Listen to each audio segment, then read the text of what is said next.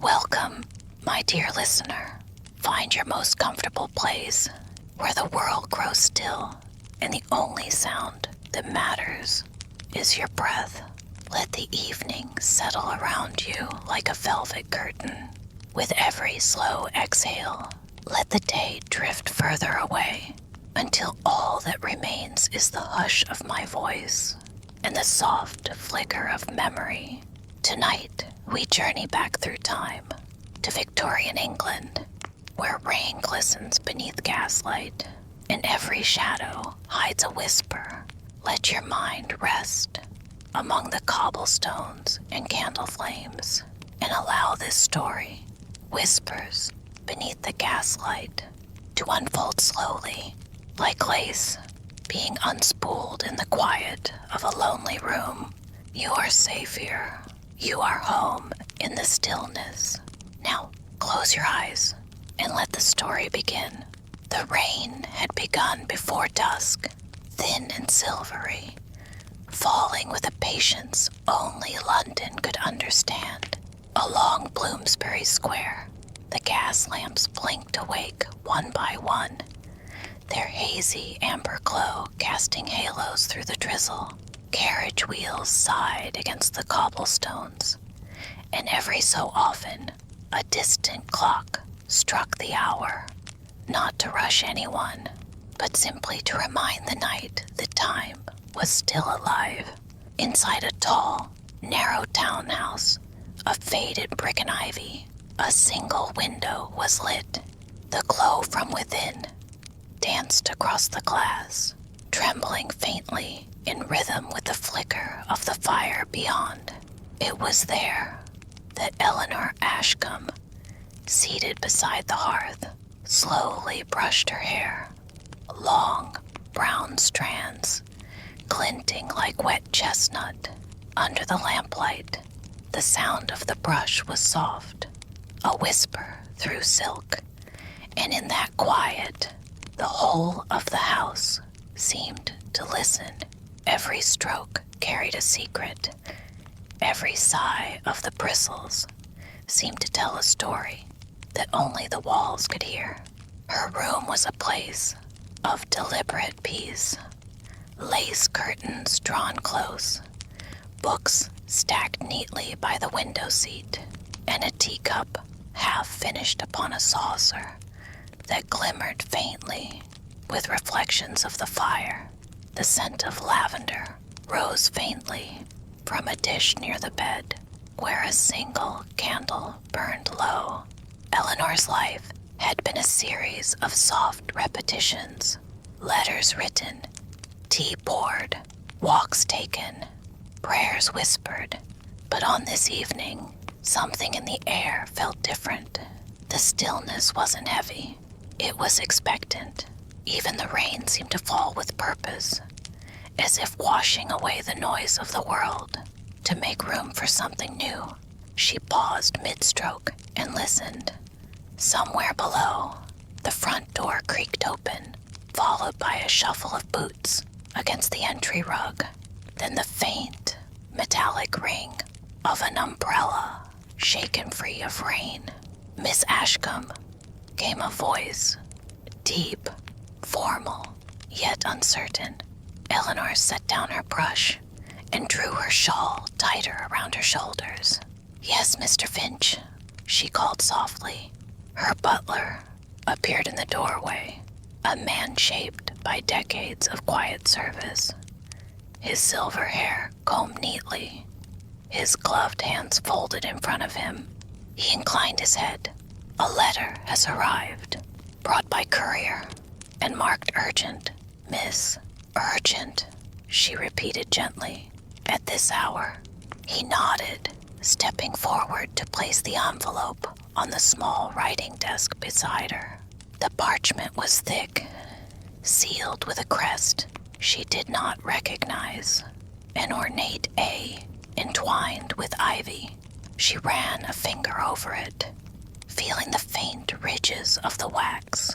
"Thank you, Mr. Finch. You may retire." "As you wish, miss." When he left, the hush returned. the kind that settles in just before revelation. She sat for a long while, the envelope untouched, listening to the slow patter of rain against the window panes. Finally, she drew a breath and broke the seal. The paper within was smooth and pale, written in an elegant, looping hand. The ink shimmered faintly, as though it had been pressed into the page not long ago. Miss Eleanor Ashcombe, I beg your pardon for the intrusion.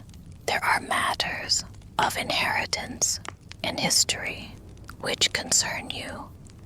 Matters that cannot be safely discussed by correspondence. I implore you to meet me at your earliest opportunity at Ashcombe Hall, your ancestral estate in Dorset, now standing uninhabited since your late uncle's passing. The truth of your family's legacy must be spoken before it is too late. Yours faithfully, Avalemont. Eleanor read the letter twice, then a third time, each reading slower than the last. Ashcombe Hall. The name felt distant, like a memory, whispered from another lifetime. She had not seen the estate since childhood, when her father's sudden death had sent her to London under her aunt's care. Dorset had faded into a soft blur of fields and mist, yet now it returned, vivid as if summoned by the storm itself. She leaned back in her chair, fingertips resting lightly against her lips. The fire crackled. Outside, thunder rolled somewhere beyond the rooftops of Valemont. She knew no one by that name, and yet there was a strange familiarity in the handwriting. Something graceful, deliberate, and hauntingly familiar. For a long while, she said nothing. The house seemed to hold its breath with her. Then she rose, crossed to the window, and drew aside the lace curtain. London shimmered in the rain. Carriages passing, lamplight caught in puddles. The world half vanished in mist. Somewhere beyond all of it, beyond the city's endless sigh, was Dorset, and the hall that still bore her name. Her reflection in the glass looked pale and thoughtful, framed by the flickering gold of the room behind her. Inheritance and history, she murmured softly, as if testing the words upon her tongue. A single droplet of rain traced down the window like a tear. She turned away and went to her desk. With slow precision, she took a fresh sheet of stationery, dipped her pen into the inkwell, and began to write a reply, her hand steady, though her heart had begun to flutter. Mr. Valemont, your letter has reached me this evening. I will depart for Dorset within 2 days' time. Sincerely, Eleanor Ashcombe. When she finished, she sealed it, pressed the edge with her family's signet, and placed it beside the candle. The flame trembled as if in agreement. Then she drew the curtains, dimmed the lamp, and slipped into bed, the rain whispering at her window like an old song. Sleep came gently, carrying her toward dreams of misty fields, ivy-covered gates, and the sound of unseen voices calling her name from afar. Morning came softly through a curtain of silver mist.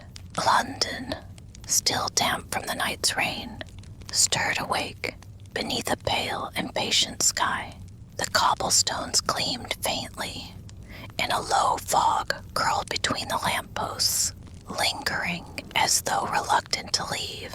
Inside the townhouse on Bloomsbury Square, the scent of tea and warm bread filled the parlor. Eleanor sat by the window, gloved hands resting on her lap, a travel cloak drawn neatly about her shoulders. Her trunk had already been fastened and carried downstairs, modest in size but precise in packing, each item folded with care. She had slept little, her thoughts fluttering through memories that refused to be pinned down. Mr. Finch appeared quietly in the doorway, his voice as even and respectful as ever. The carriage has arrived, Miss Ashcombe. Your driver awaits at the gate."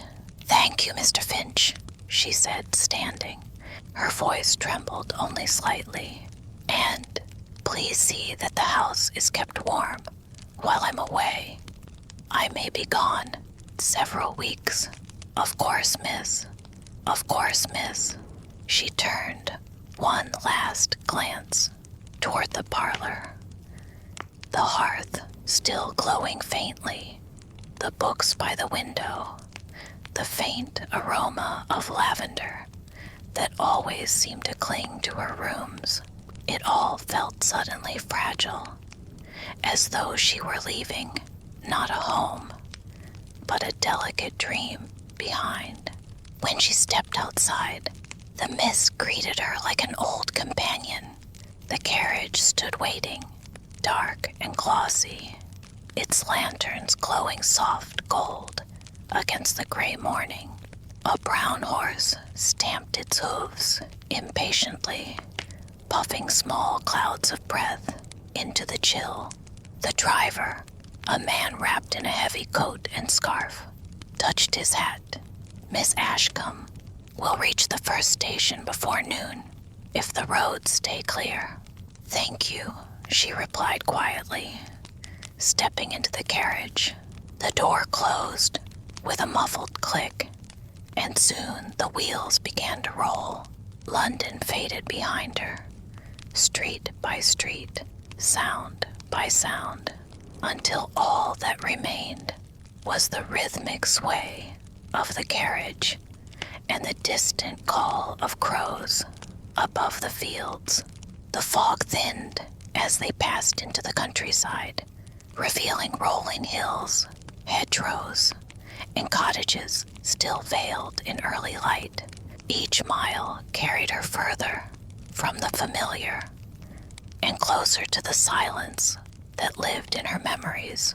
Eleanor lifted the curtain beside her, gazing out at the passing world. The countryside seemed asleep, wrapped in shades of soft gray and green. She thought of her father, his warm laugh, his ink-stained fingers from the letters he loved to write, and how suddenly he had vanished from her life, leaving questions that no one had dared to answer. The letter from Avalemont rested inside her travel case, folded neatly between pages of her journal. She had reread it that morning by candlelight. Its words seemed to echo still, like a quiet clock ticking inside her thoughts. "The truth of your family's legacy must be spoken before it is too late." Legacy. The word itself felt heavy, though she could not yet say why. Hours passed. The countryside changed shape. Fields gave way to moors, and moors to long stretches of wooded lane. The light dimmed as clouds gathered again, soft rain tapping gently against the window pane. Eleanor closed her eyes and let the sound wash through her. Each drop seemed to speak in whispers, stories half remembered, promises from the past. The rhythm lulled her into that strange space between waking and dreaming, where thoughts melt into pictures and time slows to a breath. In that drifting state, she saw Ashcombe Hall as it once was, vast and bright, with gardens that stretched toward the sea. Her father calling after her, with laughter in his voice. And then, just as vividly, she saw something else. A man she didn't recognize, standing by the gates, watching her, his face hidden by the shadow of a hat, his coat dark, his presence both calm and haunting. She woke with a soft gasp as the carriage hit a bump in the road. Rain still fell.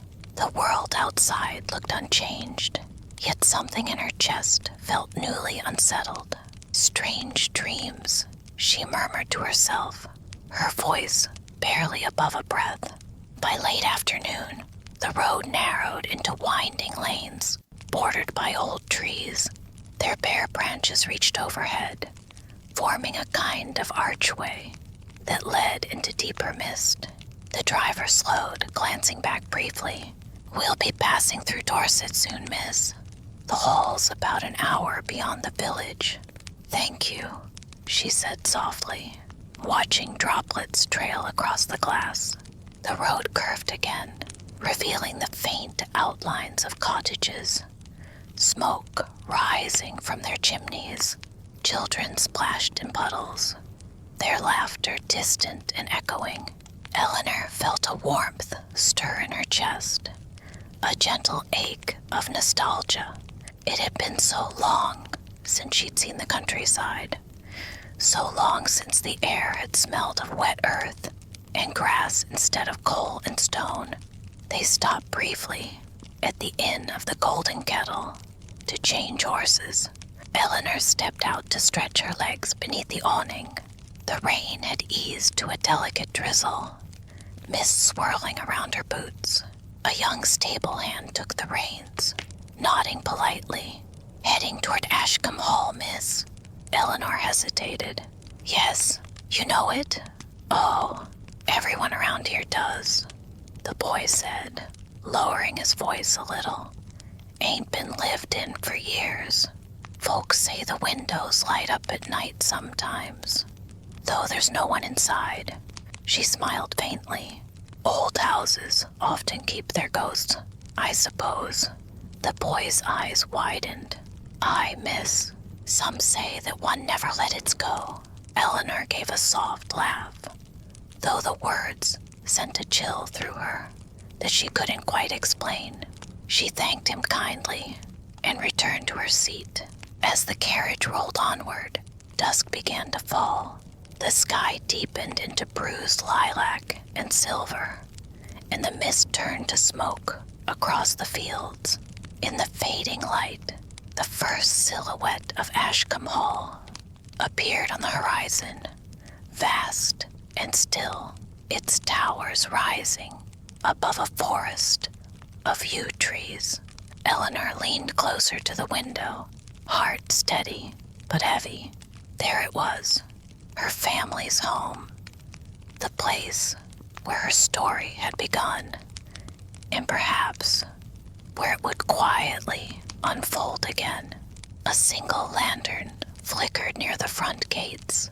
As though waiting, the driver cleared his throat softly. "We'll be there in 10 minutes, miss." "Thank you," she whispered. Her voice trembled slightly, not with fear, but with the quiet anticipation that feels like standing on the edge of a long, forgotten dream. The carriage continued through the dusk. The wheels whispered against the road, and somewhere deep within the hall that awaited her, a light flickered once, as if welcoming her home. The carriage slowed to a halt before the great iron gates of Ashcombe Hall. They loomed tall against the mist, their wrought shapes curling like vines, streaked with rust and rain. Beyond them stretched a long gravel drive that disappeared into a darkness, softened only by the faint glow of lanterns flanking the entrance. Eleanor leaned closer to the window, breath misting the glass. There it was, her childhood home, even after so many years. The sight of it stirred something wordless in her chest. Awe, nostalgia, and a quiet tremor of unease.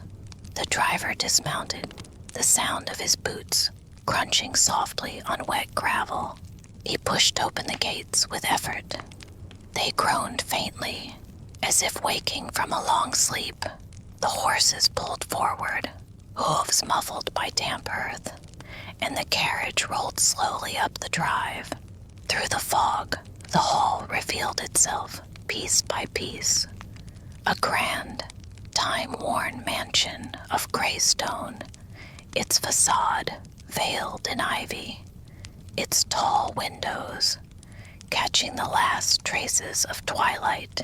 The roof line rose steep and pointed, crowned with chimneys that exhaled faint wisps of smoke. A great oak stood at the edge of the courtyard, its branches still heavy with rain. As they came to a stop, Eleanor felt her breath catch. The silence was immense, not empty, but listening. She stepped down carefully, the air cool and thick around her. Her gloved hand brushed against the cold handle of her trunk, and she turned slowly, taking it all in. The scent of wet stone and moss filled her lungs. Somewhere far off, a nightingale called once, then fell silent again. A light flickered behind one of the windows on the upper floor. Brief, uncertain. When she blinked, it was gone. The driver cleared his throat softly. "Shall I wait, miss?" Eleanor hesitated. "No, I believe someone must be expecting me." "Thank you for your kindness." He tipped his hat. "As you wish. God keep you, miss." And with that, he turned the carriage around, disappearing slowly into the mist. The sound of hooves faded, leaving her alone with the whisper of wind and rain. Eleanor approached the great front doors. They were tall and heavy, carved with the family crest, the Ashcombe stag, head raised high. When she lifted the brass knocker, it felt colder than she expected, and the echo of its fall rolled deep within the house. For a moment, nothing stirred. Then footsteps, slow, measured, approaching from within. The door creaked open, just enough for a face to appear. A woman of middle age, pale and composed, wearing a dark dress and an expression of quiet vigilance. "Miss Ashcombe?" the woman asked. "Yes," Eleanor replied, offering a polite smile. "I received a letter from Mr. Valmont." The woman inclined her head slightly. "Of course, miss. We have been expecting you." The phrasing struck Eleanor as strange. Though she said nothing, the woman opened the door wider, allowing her inside. Warm light spilled into the night, amber from oil lamps, flickering softly across the tile floor. Eleanor stepped in. The air smelled faintly of beeswax, rain, and something older, something that reminded her of cedar and time itself. The entrance hall stretched upward, 2 full stories, with a grand staircase curving toward the shadows above. Portraits lined the walls, stern faces, powdered wigs, lace collars, the Ashcombes of generations past. Their painted eyes seemed to follow her quietly as she passed. The woman closed the door behind her, sealing out the mist. "I am Mrs. Harland," she said simply, "caretaker of the estate." "Thank you," Eleanor murmured. "I wasn't aware anyone still lived here. Only myself and a groundskeeper who comes twice a week." Mrs. Harland replied. "Mr. Valmont arranged for the hall to be kept in order until your arrival." Eleanor turned toward her. "Then Mr. Valmont has been here." Mrs. Harland's gaze flickered, the smallest hesitation quickly hidden. "He visits from time to time, miss. A reserved gentleman. He said he would call upon you tomorrow evening." "Tomorrow," Eleanor repeated softly. "I see." The caretaker gestured toward the staircase. "Your room has been prepared, just as it was years ago. If you'll follow me." They ascended in silence. The old steps creaked beneath their feet, a familiar sound from Eleanor's memory. She ran her hand along the banister, smooth with age, polished by countless touches before her own. As they passed the landing, she caught sight of a long hallway lined with doors. The air there felt slightly colder, and faintly perfumed with the scent of old roses. Mrs. Harlan stopped at the final door on the right and opened it. "The East Chamber, miss. It's been aired and warmed for your comfort." Eleanor stepped inside. The room was exactly as she remembered, or nearly so. The same high ceiling, the same tall windows draped in lace, the same carved bed with its velvet canopy. Dust motes drifted lazily in the golden lamplight, swirling as though stirred by invisible hands. On the mantel rested a porcelain clock, still ticking gently, impossibly, after all these years. She approached it, running a finger over its surface. "It's still working." Mrs. Harlan's voice came from the doorway. "It has never stopped, miss." "Not once." Eleanor turned, surprised by the quiet certainty in her tone, but Mrs. Harlan merely smiled faintly. "If you should require anything, ring the bell by your bed. Supper will be served shortly." "Thank you," Eleanor said softly. "You've been very kind." The woman bowed her head and departed, the door closing with a slow click behind her.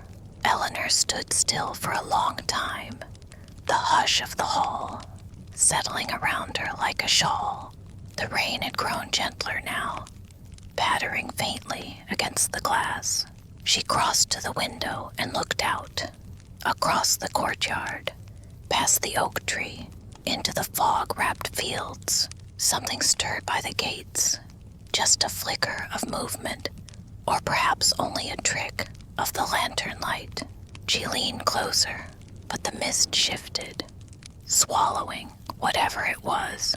Behind her, the clock ticked steadily, each sound like a drop of water echoing through an empty chamber.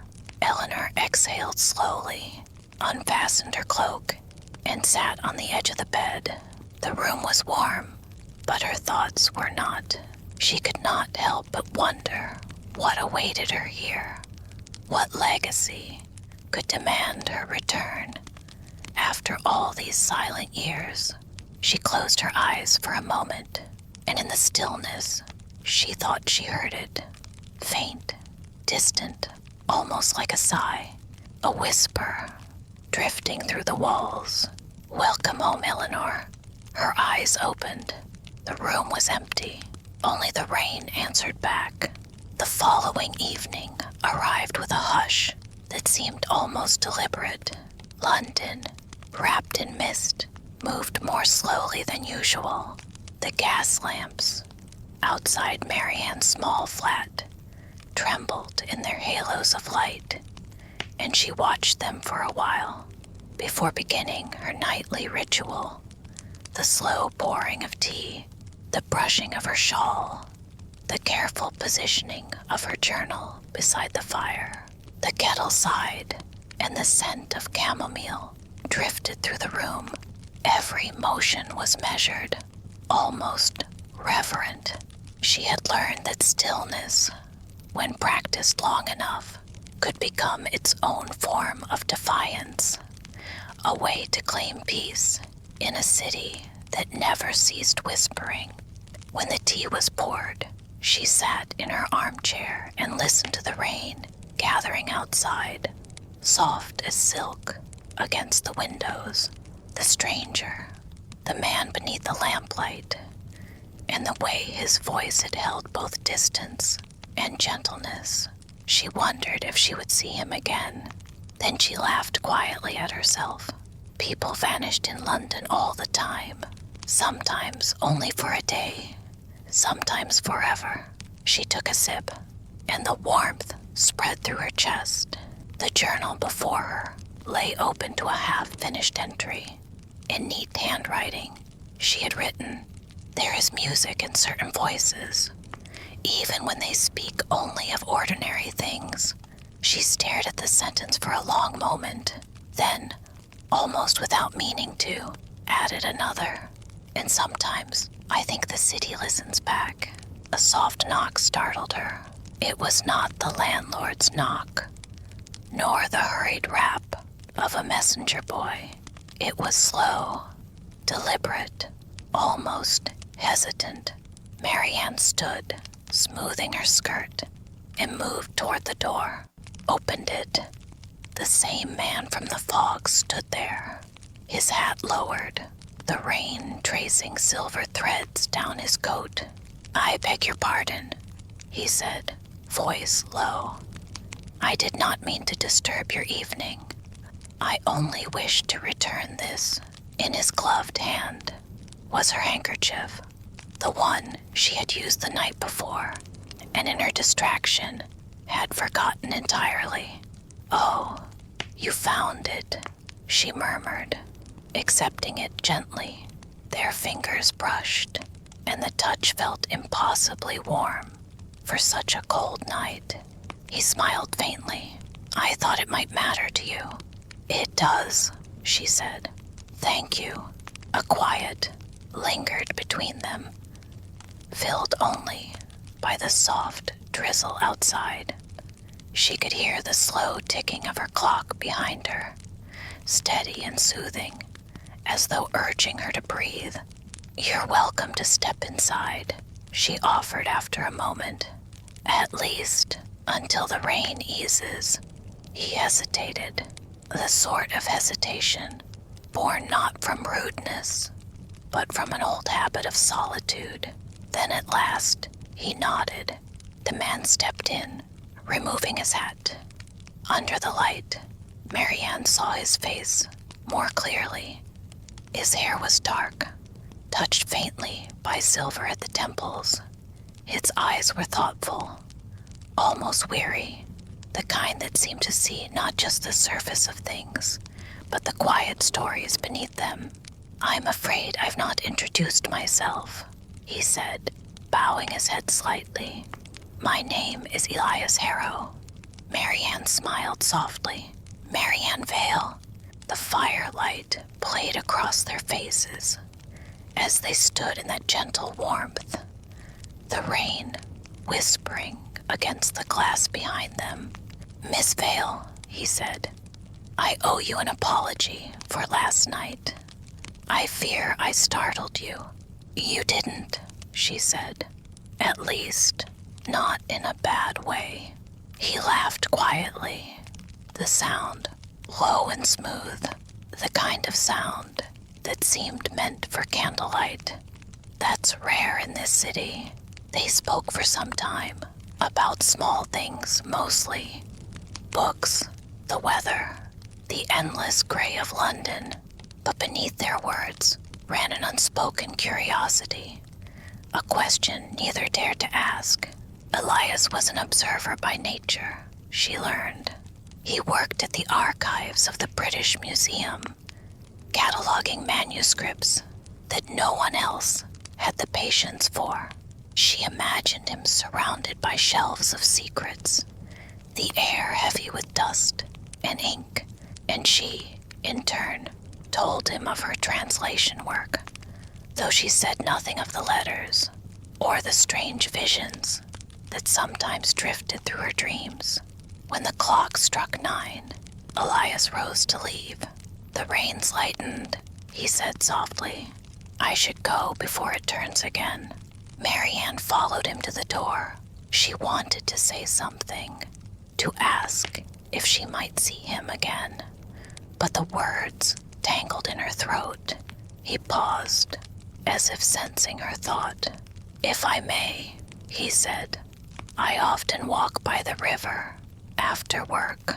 Should you find yourself near the embankment around dusk, you might see me there." Her lips curved into a faint smile. "Then perhaps I will."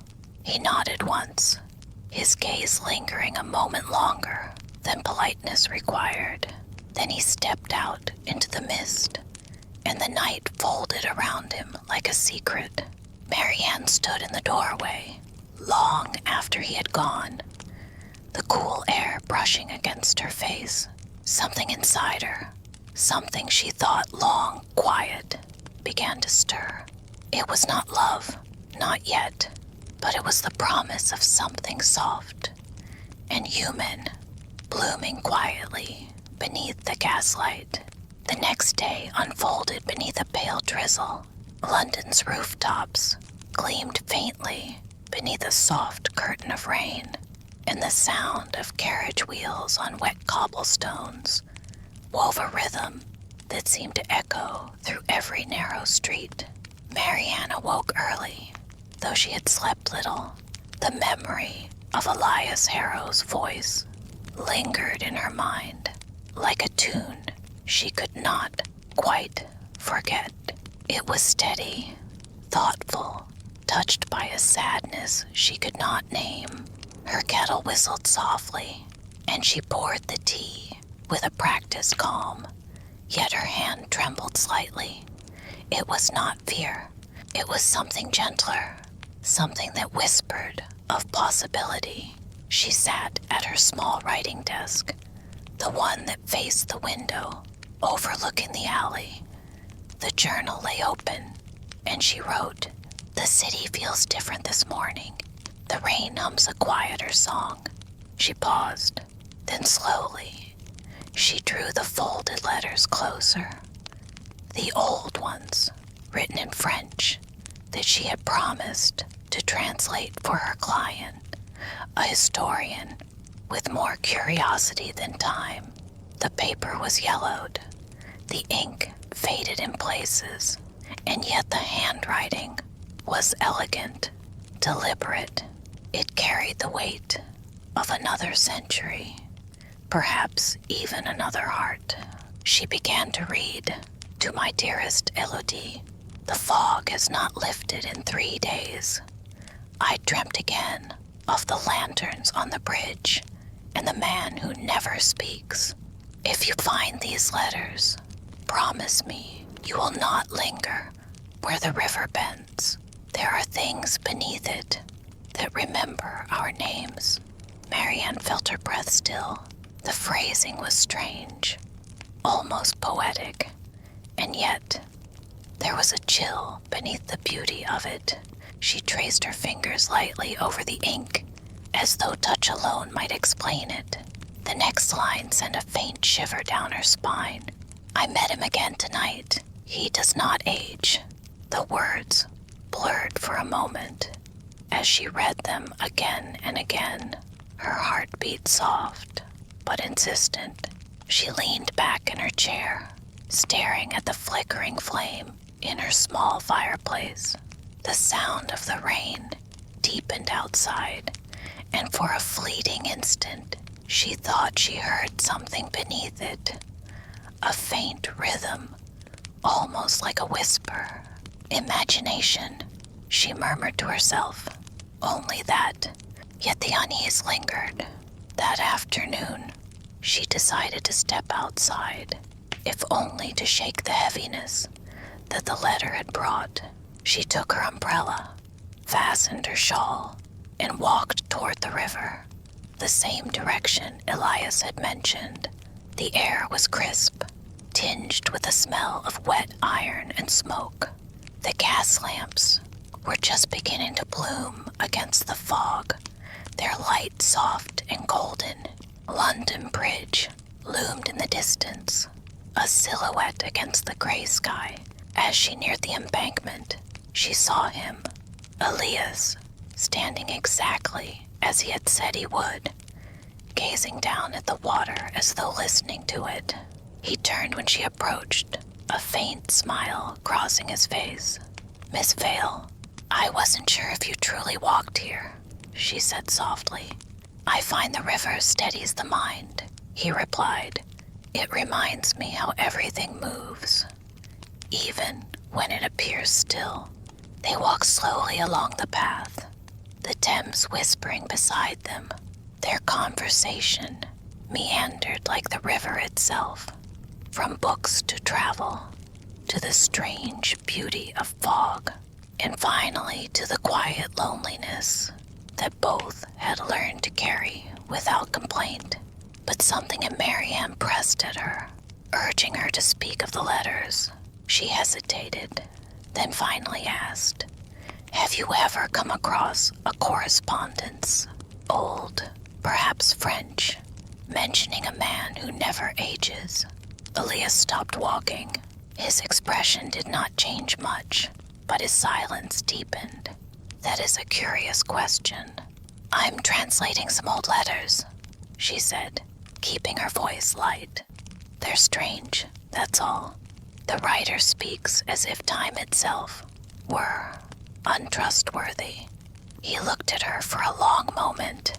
The lamplight caught in his eyes, and for a second, she thought she saw something flicker there, something knowing. London has always been full of stories, he said at last. Some true, some half true, some that refused to decide. They resumed walking, the sound of their footsteps blending with the rain. Marianne wanted to ask more, but she sensed the boundary between curiosity and intrusion. She let it rest. When they reached the bridge, Elias paused again. You have a way of finding questions that matter, Miss Vale. But be careful where they lead. Some stories prefer their silence. There was no menace in his tone, only a quiet melancholy, as though he spoke from experience rather than warning. She nodded, and he gave her that faint, unreadable smile once more, before bidding her good night.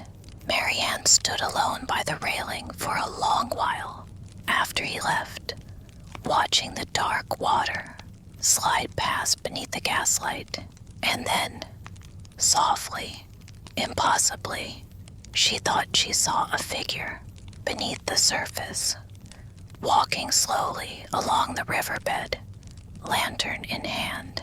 When she blinked, it was gone. Only the rain remained. She pressed a hand to her heart and whispered, "The man who never speaks." Then gathering her shawl closer, she turned toward home, unaware that behind her, Elias had paused at the far end of the bridge, watching her with an expression both tender and haunted. The following morning dawned with an odd stillness. The city, usually so restless, even at its quietest hours, seemed to hold its breath. The fog was thicker than before, a soft, pale shroud that blurred every edge and muffled every sound. Marianne woke early, drawn from uneasy dreams that dissolved as soon as she tried to remember them. The image of the river lingered, that strange, fleeting vision of a figure beneath its surface. She tried to laugh at herself for imagining it, but the sound didn't quite reach her throat. She went about her routine, the slow stirring of the fire, the brushing of the curtains, the comforting sound of the kettle beginning to sing. Yet beneath these ordinary movements ran a thread of quiet unrest. When she sat down at her desk, the stack of letters waited, patient as ever. She unfolded the next one, her fingers trembling just slightly. To my dearest Elodie, the clock in my room has ceased its ticking. Though I did not wind it down, the silence unnerves me. The man I told you of stood again by the bridge last night. I dared to ask his name, and he only smiled. He said it changes with the century. He said it has been Harrow before. Marianne's breath caught. She reread the line slowly, her heart thudding softly in her chest. He said it has been Harrow before. Elias Harrow. The name pressed against her mind like a soft but persistent echo. She closed the letter carefully, as though it might shatter if touched too quickly. The sound of footsteps outside her door made her jump. Then came the quiet thud of an envelope sliding through the mail slot. She rose, almost hesitant, and picked it up. The paper was thick, cream-colored, sealed with dark red wax. Her name was written across the front in neat, elegant script. Miss Marianne Vale. There was no return address. She broke the seal. Inside was a single sheet of paper, bearing a line in familiar handwriting. Elias's, if your curiosity leads you beyond comfort, meet me at the museum after dusk, room 14, West Wing. Do not mention the letters to anyone. Her fingers tightened around the note. The ink was still slightly damp, as though it had been written only moments before. Marianne stood motionless for several seconds, her thoughts tangled between wonder and apprehension. Why would he know of the letters? Why now? She told herself she would not go. And yet, by evening, she found herself walking briskly through the rain toward Bloomsbury. The British Museum loomed like a shadowed cathedral, its grand columns rising through the mist. The usual echo of footsteps in the entrance hall had fallen silent. Most of the staff had already gone home. Only the low hum of gas lamps and the faint rustle of rain against the roof remained. She moved quietly through the corridors, the echo of her boots soft against the marble. Room 14, she remembered it from past visits, was a lesser-known gallery, filled with curiosities from forgotten estates. When she reached the door, it was ajar. Light spilled softly through the crack. "Elias," she whispered, stepping inside. He was there, standing beside a long oak table, scattered with documents and artifacts. A single lantern illuminated his face, painting shadows beneath his eyes. "I wasn't certain you'd come," he said quietly. "I wasn't certain either," she replied, voice barely above a whisper. "You mentioned the letters." He nodded, gesturing for her to step closer. "Tell me how many there are."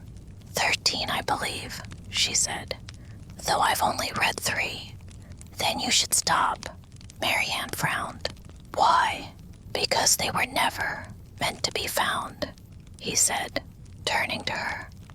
"And because the one who wrote them was not entirely of your century." She stared at him. "You speak as though you knew her." He smiled faintly, but it was not a happy smile. "In a way, I did." The air between them grew still, thick with unspoken things. Elias turned back to the table, pulling a small wooden box toward him. Its surface was carved with patterns that looked older than the museum itself, winding shapes that resembled rivers, eyes, and something that might have been a clock's face. He opened it carefully, and inside lay a faded portrait, a woman's face rendered in delicate strokes of sepia. "She called herself Elodie," he said. "The same woman from your letters." Marianne leaned closer, her breath catching. The woman's eyes, though gentle, seemed uncannily alive, as though the artist had captured her in the middle of a breath. "She lived in Paris," Elias continued softly, "and she wrote of the man by the river. She called him immortal. I told her that was foolish." He paused, but she was right. Marianne stepped back. "You mean?" He looked up at her, and in the quiet lamplight, something ancient flickered behind his gaze. "The name Harrow has belonged to me for a long time, longer than you might wish to know." The silence that followed felt vast, not frightening, but vast, like the sudden awareness of the sea at night. Marianne's breath trembled. "Then the man in the letters." He nodded. "I am what remains of him. The room seemed to contract around them.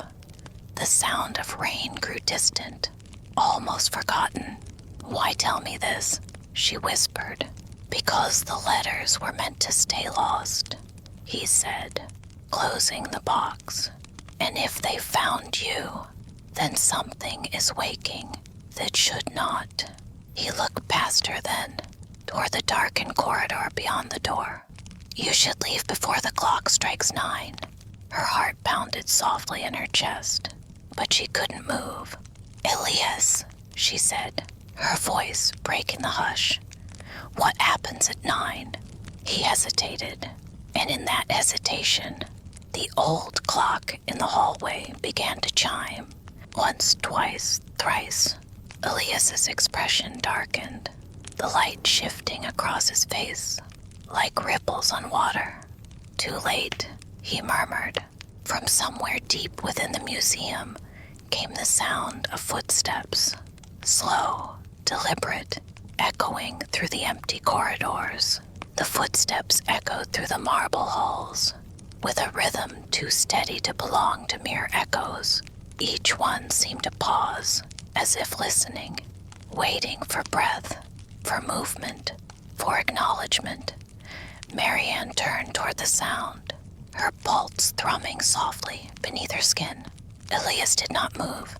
His gaze was fixed on the darkened doorway, his body still as stone. The old clock continued its slow, inevitable chime. 4, 5, 6. "Who is that?" Marianne whispered. Elias's voice was barely audible. Not a who, a when. The air shifted, as though something unseen had entered the room. A subtle change in temperature, a tremor in the lamplight. Marianne could feel it in her chest, in the hollow of her throat, the weight of time itself pressing inward.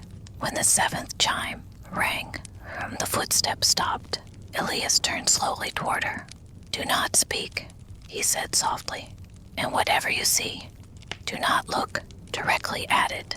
But the warning came too late. From the corridor beyond, a figure emerged, faint, like a reflection upon fogged glass. It wore the outline of a man, though the details wavered and bled into shadow. Its face, when it lifted toward them, was blurred, as though it belonged to 1,000 different men at once. The lantern flame wavered violently.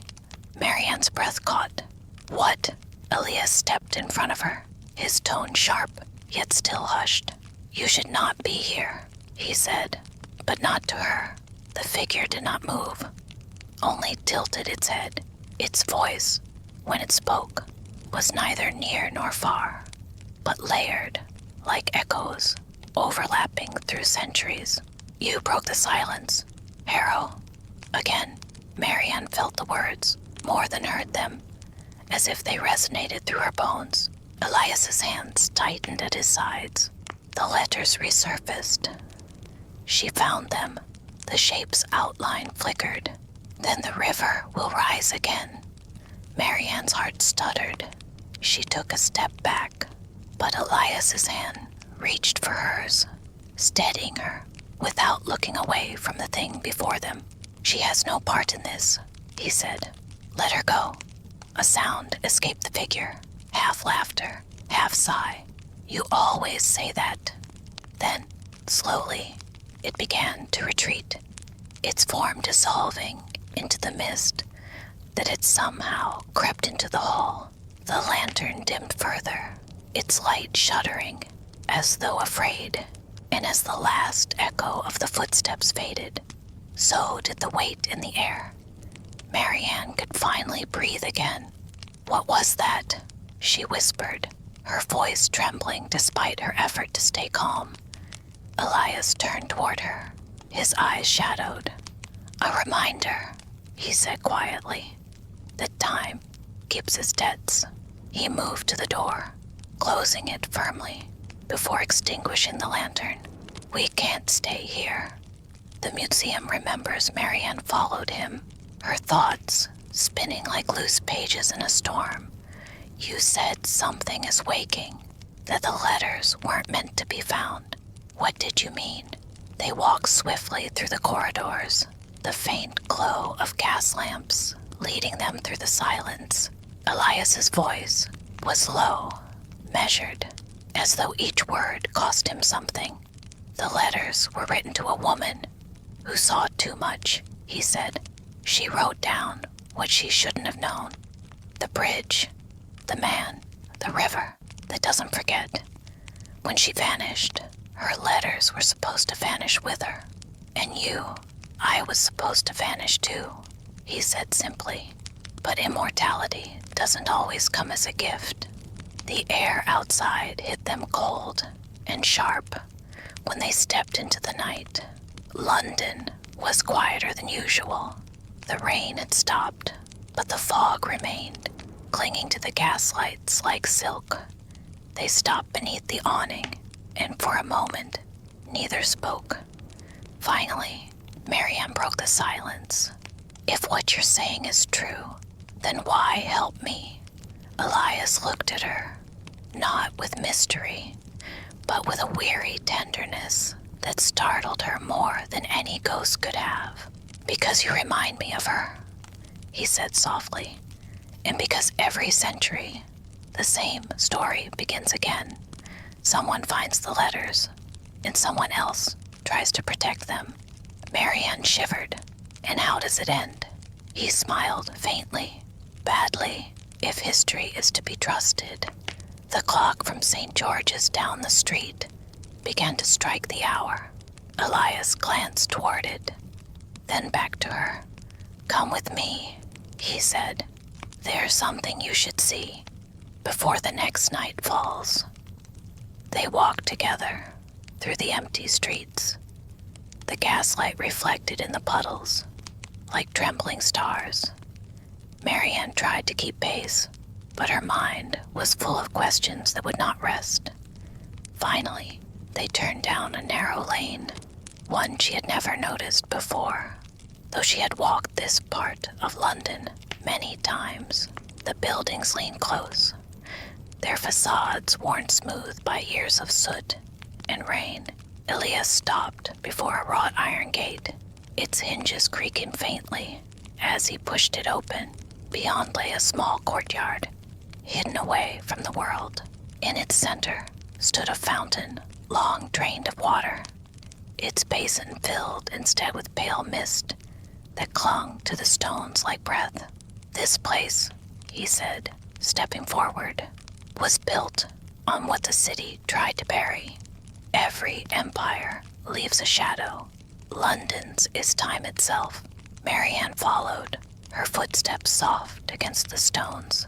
The mist around the fountain seemed to pulse faintly with light. She knelt beside it, peering closer, and saw faint words carved into the rim. The river remembers, the phrase from the letter. She looked up at Elias, her pulse quickening.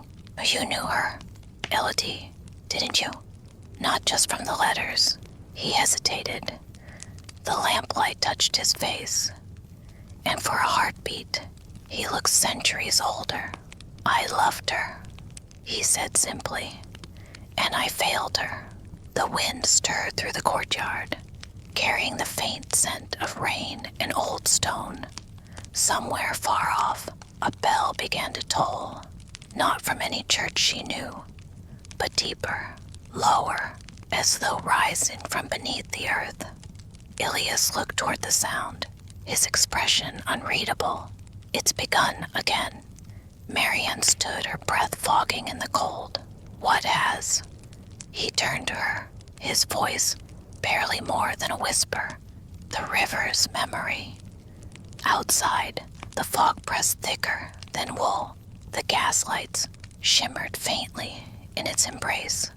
Halos of pale amber suspended in the night.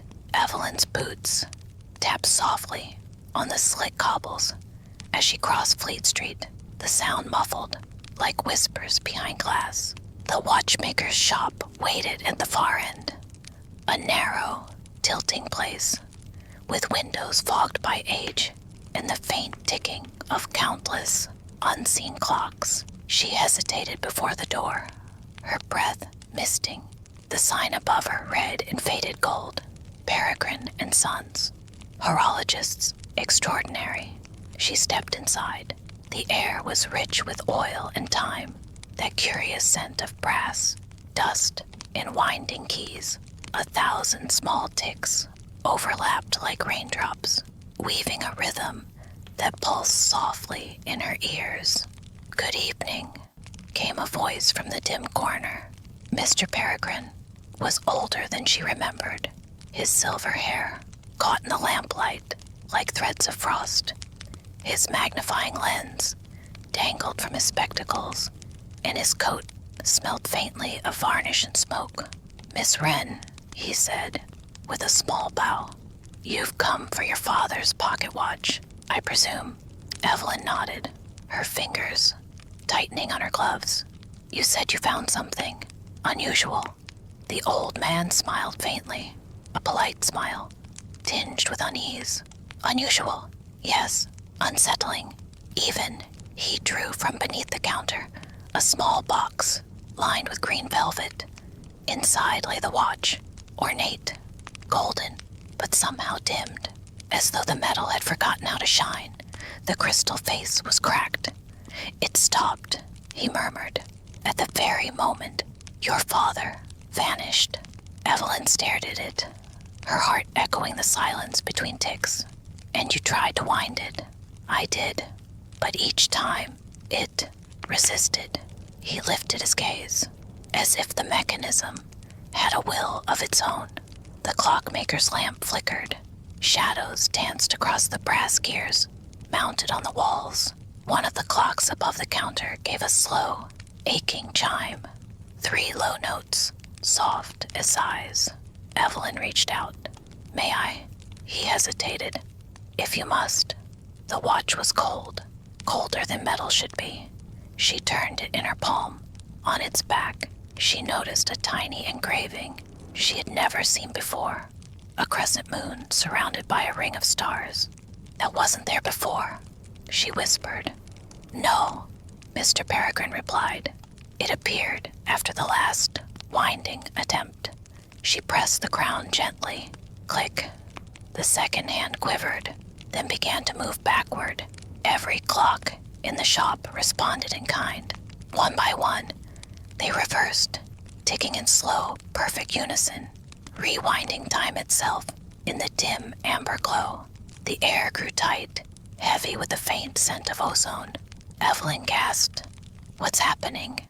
The old man's voice trembled. Something bound to the watch, to the hour he vanished. And then the lantern hanging above the counter flared, burning bright enough to pierce the fogged windows.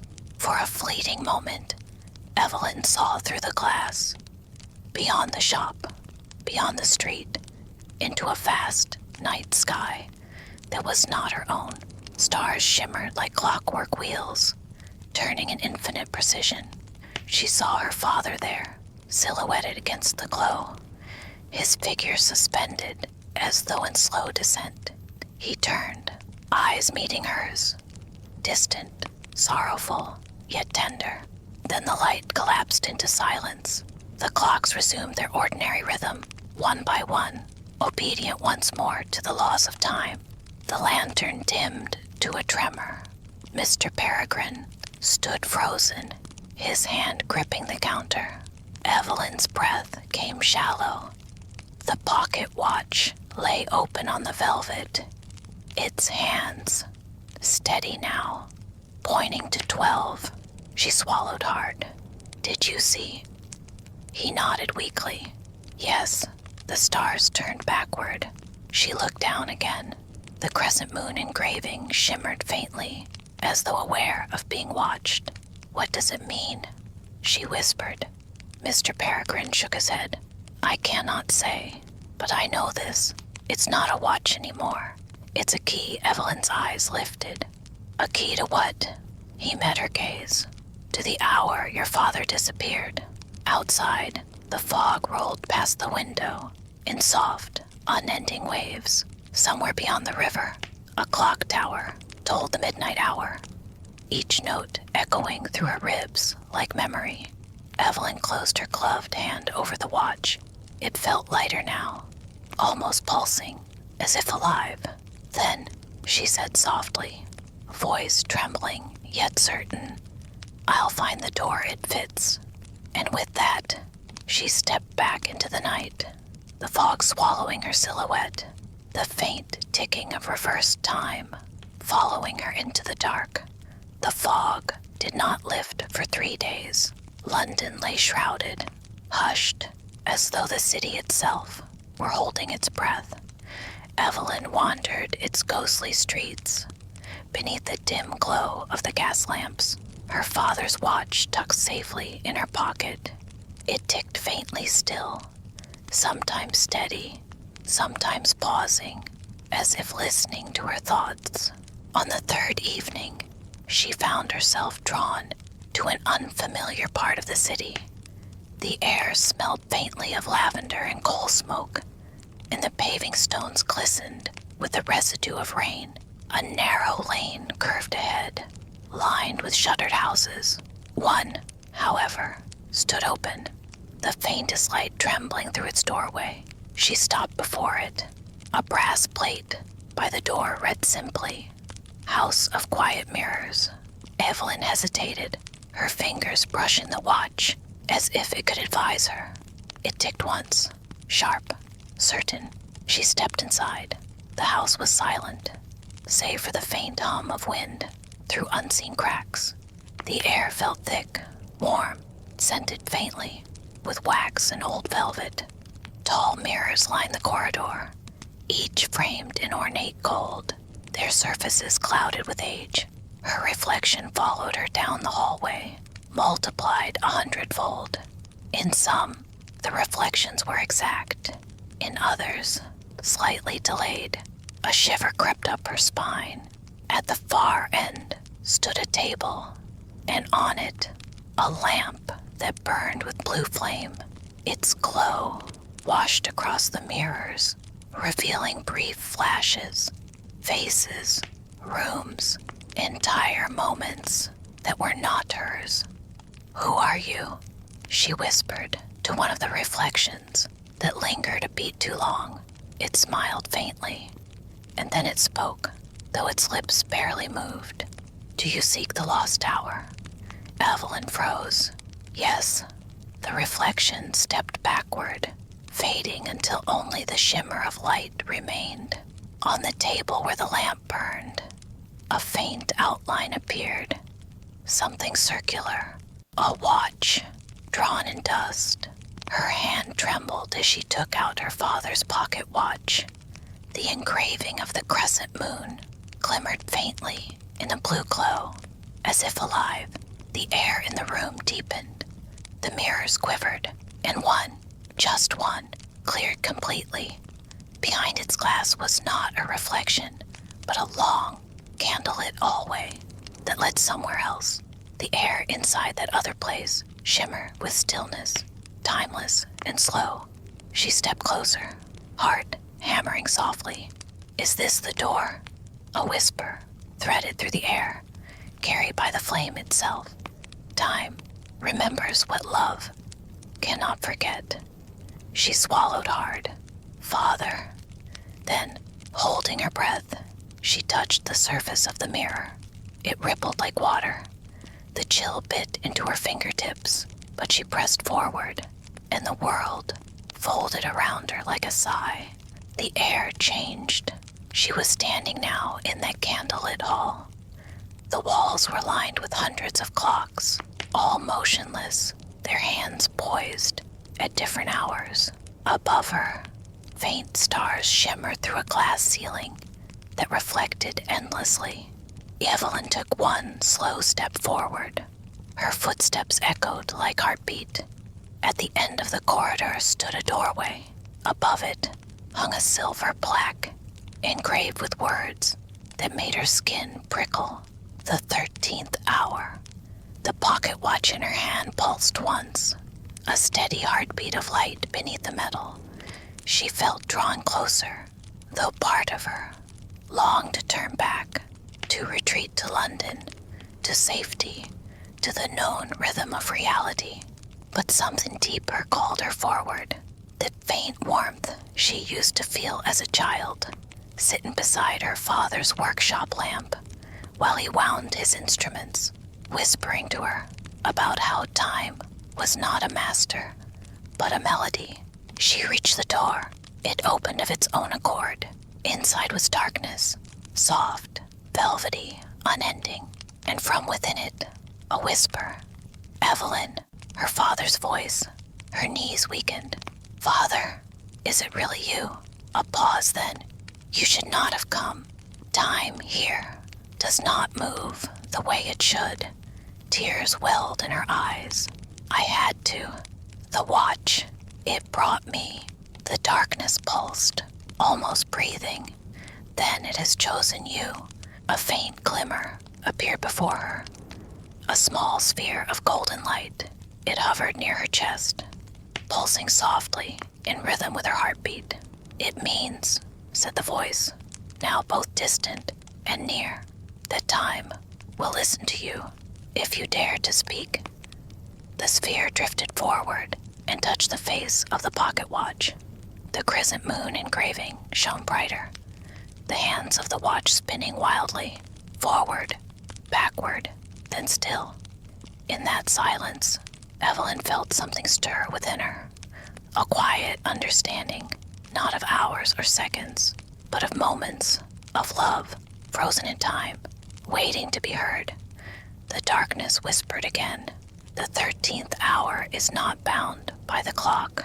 It is the space between remembering and release. Evelyn's eyes filled with light. Then, teach me how to find you. A pause, then soft and warm. You already have. The light around her grew, folding the darkness away.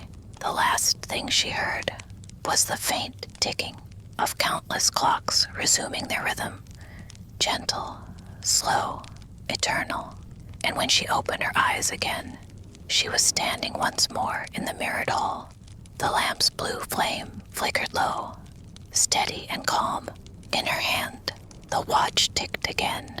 Normal now, at last. The night softened into a quiet gray dawn. Through the fogged panes of the house of quiet mirrors, the first traces of daylight shimmered like pale silk. Evelyn blinked against the sudden stillness. The mirrors that had once shown strange reflections now displayed only her, faint, tired, but real. The pocket watch lay warm in her hand, its tick a calm heartbeat against her palm. The crescent moon engraving no longer glowed. It was once more simple brass, softly worn by her father's touch. She looked around, expecting the room to fade, to shift again. But the air was ordinary, carrying only the faint smell of dust and oil. The blue flame in the lamp had turned to a small golden wick. The world had resumed its normal rhythm. She exhaled slowly. Was it all a dream? The mirror nearest her shimmered briefly, almost like a nod. Then it stilled completely. Evelyn stepped out into the London morning. The fog was thinning, replaced by gentle rain. Carriages rolled past, their wheels singing faintly. Over the wet cobbles, somewhere nearby, a newspaper boy called out the headlines, his voice echoing across the street.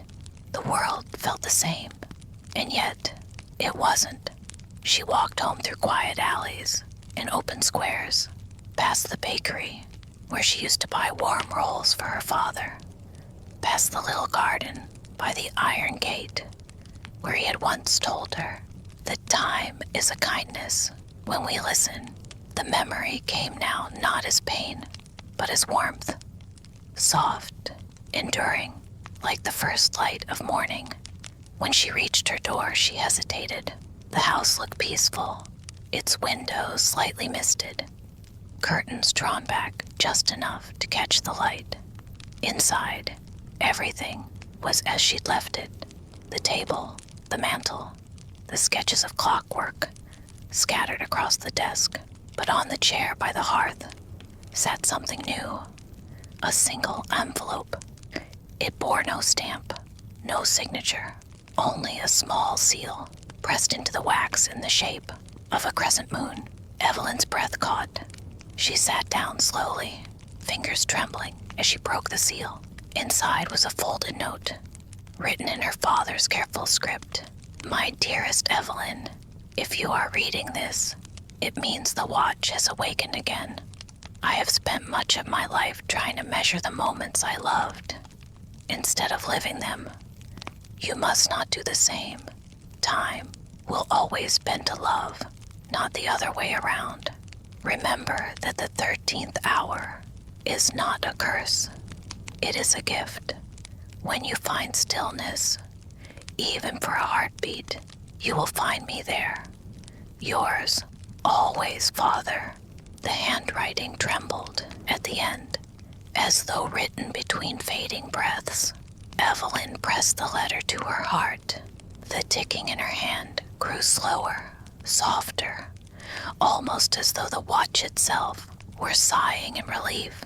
She looked around the small room, at the dust motes spinning in the sunlight, at the clock above the mantel, now keeping perfect time, and she realized, with a kind of peaceful clarity, that she was no longer searching. The doorbell rang. Startled, she tucked the letter beneath the clock and went to answer it. Outside stood a tall, older gentleman with kind eyes and a small case tucked beneath his arm. He removed his hat politely. Miss Evelyn Fairborn. Yes, she said softly. He smiled faintly. I was told you might have inherited one of my late colleague's instruments, a rather special pocket watch. Her heart quickened. You knew my father? I did, he replied gently. We worked together once, many years ago. He mentioned that if the watch ever found its way back into the world, I was to deliver something to his daughter. From his case, he withdrew a small velvet pouch and handed it to her. He called it the keeper's lens, said you'd know when to use it. Evelyn opened the pouch and drew out a small circular lens rimmed in silver. Its glass shimmered faintly, as though it held a sky within it. She lifted it to her eye and looked toward the mantel clock. Through the lens, she saw the faint glow of light surrounding the clock's hands, slow, graceful, like drifting smoke. And for just a second, standing beside the clock, she saw the silhouette of her father. He smiled, a soft, proud, familiar smile. Evelyn lowered the lens, breath trembling. The figure was gone, but the warmth remained. The gentleman nodded knowingly. Then he's at peace, as are you. Before she could reply, he tipped his hat once more and stepped back into the fog, his footsteps fading until only the soft ticking of time filled the air. Evelyn stood there for a long moment. Then she went to the window and opened it just enough for the cool air to drift through. The sounds of London reached her gently. Horse hooves, the bell of a distant church, the low hum of morning life returning. She smiled faintly, then whispered to the quiet room, I think I understand now. The pocket watch ticked once, firmly, like a heartbeat agreeing. She placed it on the mantel, beside her father's letter. Then she sat by the fire, eyes half closed, as sunlight touched her face. Outside, the fog lifted completely. The day slipped by softly, as though the sun itself were reluctant to disturb the quiet. Evelyn moved gently through her father's workshop, her fingertips brushing against the tools and gears that had not been touched in years. Each small click of metal or squeak of hinge felt like a voice from the past, murmuring secrets she had once been too young to understand. On the workbench lay a half-finished clock, the brass dulled with time. She turned the small crank, and the gears inside began to stir, slowly at first, then with purpose, as though remembering their rhythm. The faint ticking joined the others in the room, and for a moment the entire house seemed to breathe again. She placed the small circular lens beside the clock. Its silver rim caught the light, as in the glass within shimmered faintly, pulsing in quiet rhythm with the clocks around her. The memory of her father's note echoed in her mind. When you find stillness, even for a heartbeat, you will find me there. She inhaled deeply, letting her thoughts slow, her breath deepen until the ticking of the clocks aligned with her heartbeat. When she opened her eyes, the world had changed. It was subtle at first. The colors deepened. The gold of the brass turned to honey. The shadows grew warmer. The air seemed to hum, soft, low, and melodic, like a note of music played from behind time itself. She lifted the lens. Through it, the workshop appeared, both familiar and strange. Every object shimmered faintly, leaving a trail of light as though memory clung to them. And there, standing beside the far wall, was a faint outline of her father again, clearer now, more whole. He was winding one of the old clocks, his movements slow and gentle. He looked just as she remembered. Thin hands, steady gaze, the faint curl of a smile that never quite left him. "Father," her voice trembled softly. He turned, and though his lips did not move, his voice filled the air around her, low and kind, like the hum of a cello string. "Evelyn, the lens shows not the world as it is, but as it remembers. Do you see?" She nodded slowly. "Yes, I see you." "Then you must listen," he whispered, "for time does not end when the clock stops. It continues in the quiet places, waiting to be understood." The lens warmed in her hand. Through it, she watched him move toward the workbench. He pointed to a small wooden box she had never noticed before, tucked beneath a stack of papers. She lowered the lens, and though the vision of him faded, the box was truly there. It was carved with delicate patterns of stars and vines. Inside lay a folded sheet of parchment and a small key tied with a silk ribbon. Her father's handwriting filled the parchment. "This key belongs to the great clock of Whitby Hall. It is the last of my unfinished works. Within it lies the balance between loss and remembrance. When the hour strikes 13, you will know what must be done." Evelyn stared at the letter, heart quickening. Whitby Hall. She knew the name. It was an old estate near the edge of London, abandoned, whispered about in the papers, its tower clock set to toll only during storms. The key glinted faintly in the lamplight. 13, she murmured, thinking of the mirror, of her father's voice in the darkness. The pocket watch on the mantel ticked steadily, but when she brought it close to the letter, its hands trembled, spinning once around the face before settling on the mark between 12 and 1, the 13th hour. Evelyn closed her eyes and let the soft tick settle into her chest. The warmth from the lens pulsed gently against her palm, and the faint outline of her father's smile flickered once more, like the last spark of a candle. Then it was gone. She folded the letter carefully, placed the key into her coat pocket, and looked around the quiet house that had become both sanctuary and memory. Every clock now ticked in unison, their rhythm slow, serene, and certain.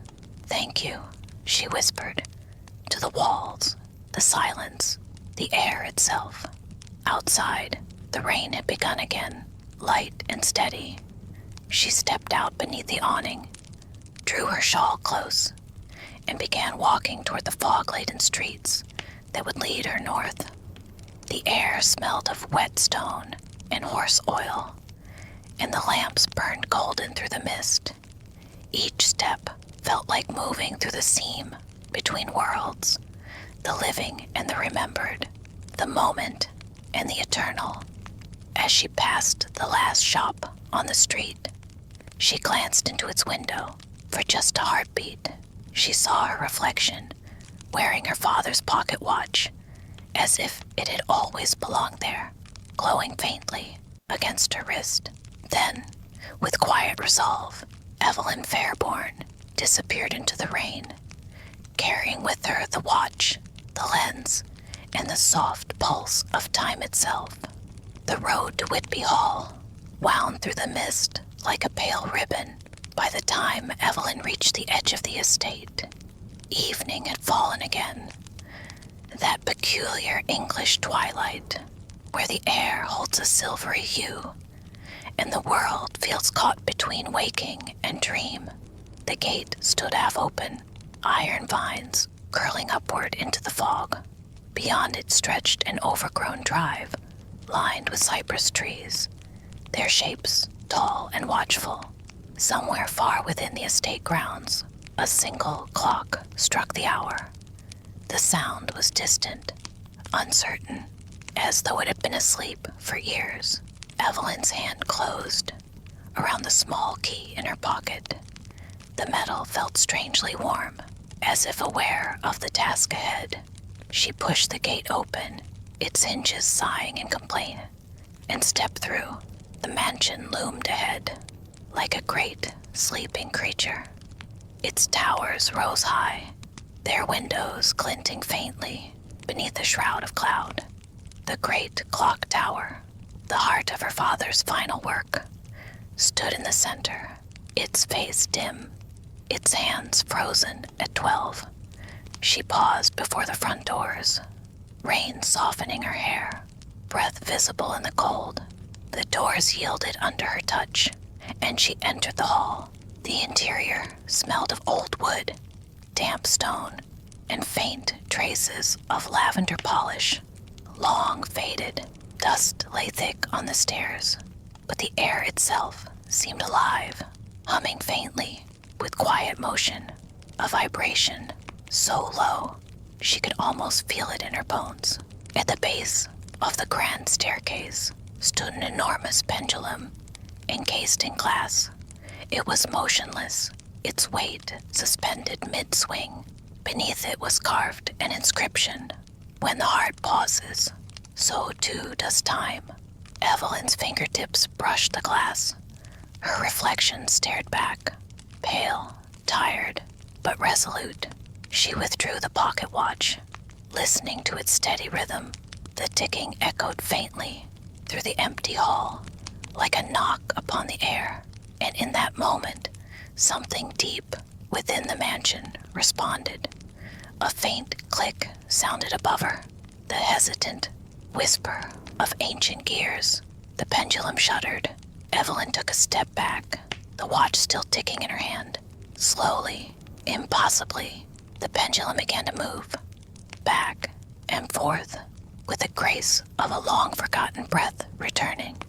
She watched in awe as dust drifted from the rafters, like sleep being brushed from an old soul.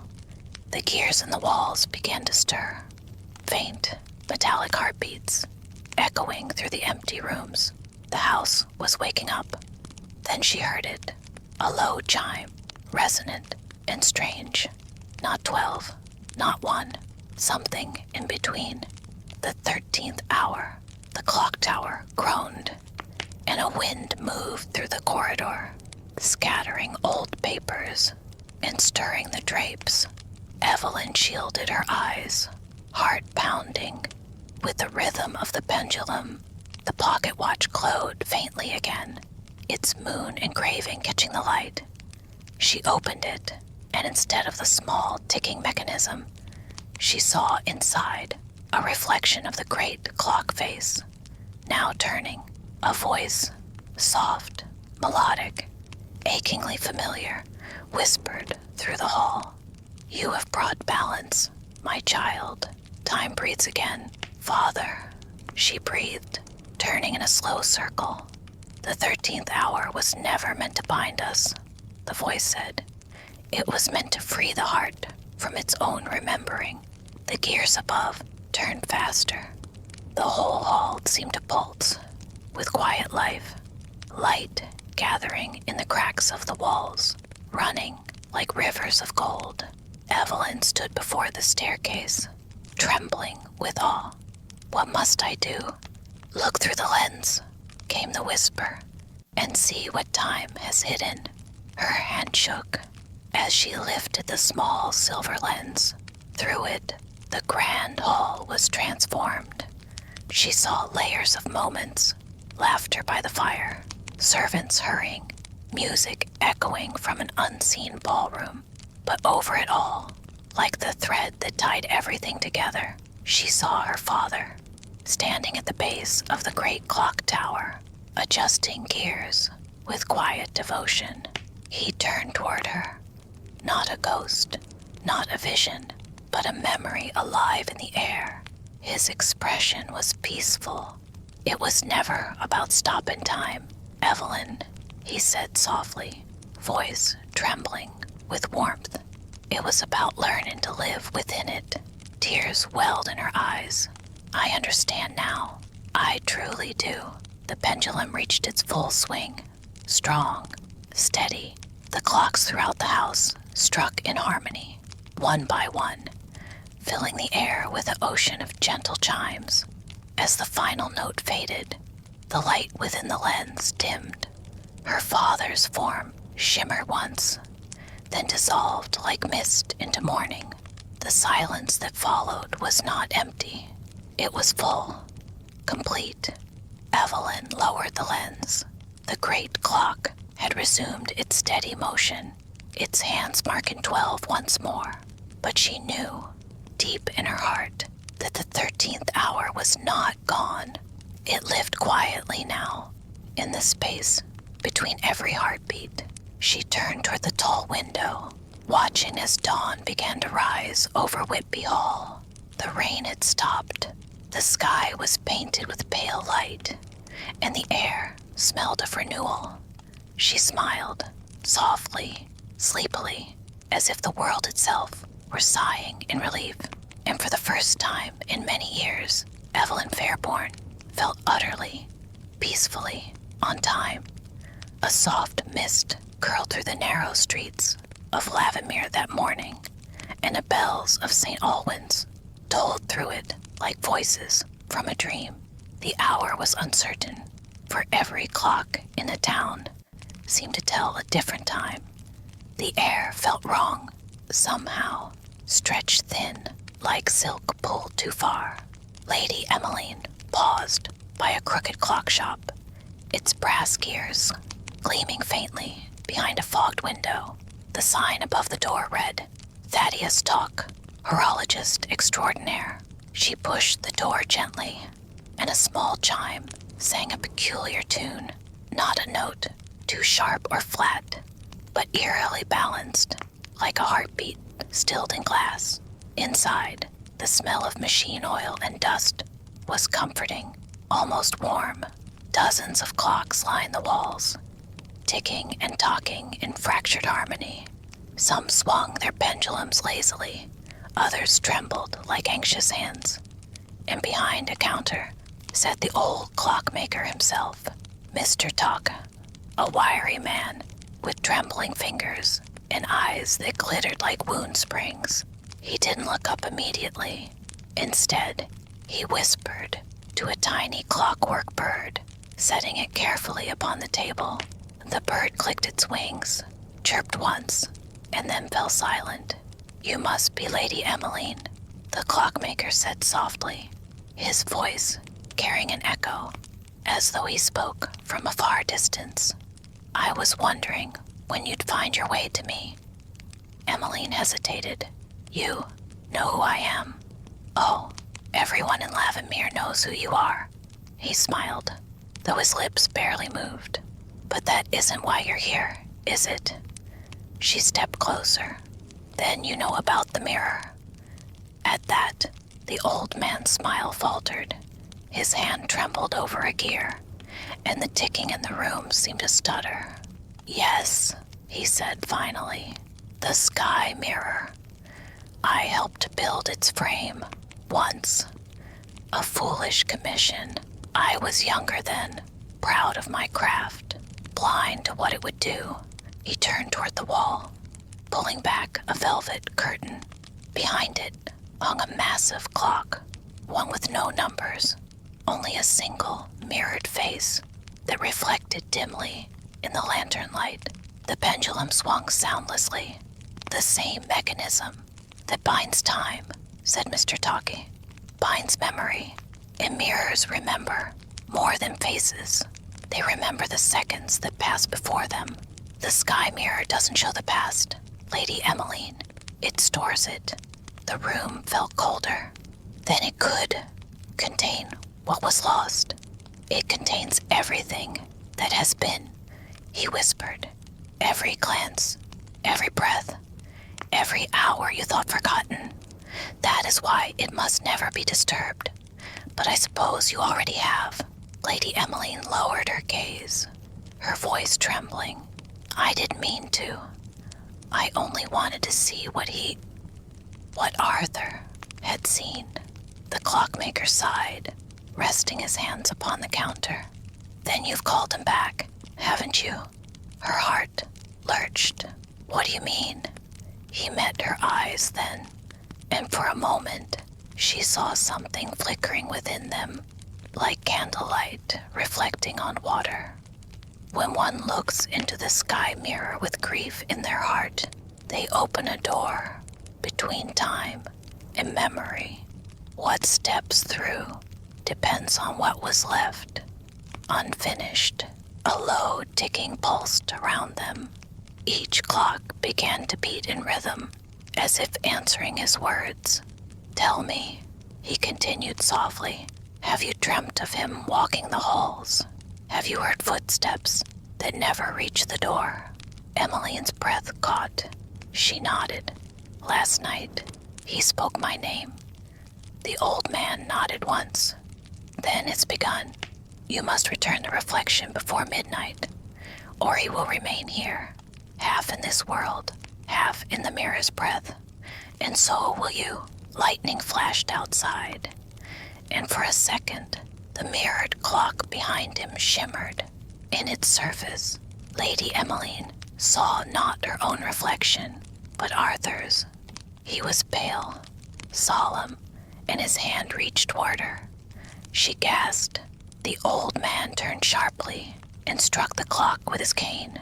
The reflection shattered into ripples, and the ticking stopped. Go now, he whispered. Before the hour strikes, the mirror knows you've come outside. The rain had begun again. Slow, rhythmic drops, pattering on the cobblestones. Emmeline gathered her cloak tighter, her thoughts churning. Somewhere deep in her chest, she felt time itself turning its gears against her. And above the rooftops, in a window, high within her manor, the sky mirror pulsed faintly, as if it were breathing. The rain deepened into a symphony of silver threads as Lady Emmeline hurried through the winding streets, her cloak billowing behind her like a tattered wing. The air was damp and heavy, carrying the scent of iron and lilac, that faint, ghostly sweetness that always seemed to follow the storms in Lavimere. Gas lamps flickered as she passed, and each one seemed to bow its flame slightly, as though recognizing her burden. Somewhere far behind, the church bells tolled 8. Midnight was drawing closer, and with it, whatever truth the mirror held. When she reached the manor gates, they creaked open before she touched them, as if anticipating her arrival. The ivy along the walls shivered. Windows glowed faintly in the downpour, their light trembling like uncertain souls. She stepped inside. The air was colder than the night outside. The mirrors along the hallway, once still, silent guardians, now seemed awake.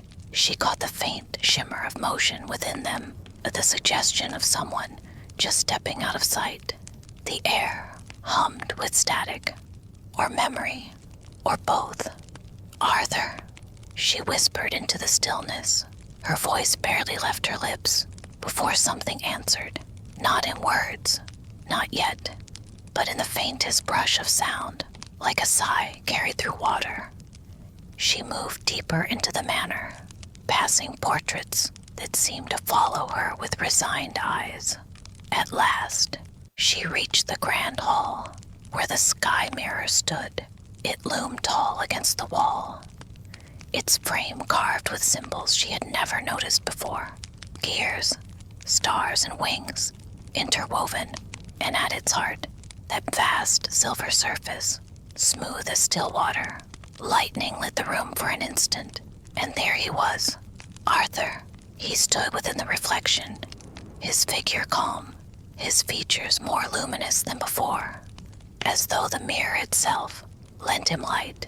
His expression was gentle, almost tender, but there was a tension to his stance, a faint tremor that betrayed his struggle to remain. "Emmeline." The voice came not from his lips, but from the mirror itself. Each syllable rippled across its surface, like rain upon glass. She reached toward him, trembling. "Arthur, how are you here?" His image flickered. "You called me." Through memory, the mirror, it listens to the ache of the heart. Her eyes welled with tears.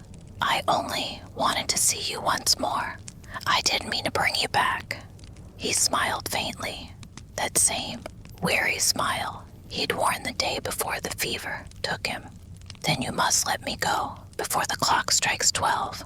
If you don't, I'll remain here, neither living nor lost, and you'll be bound beside me." The wind pressed against the windows, howling like something old and watchful. The sky mirror began to hum, a low vibration that echoed in her bones.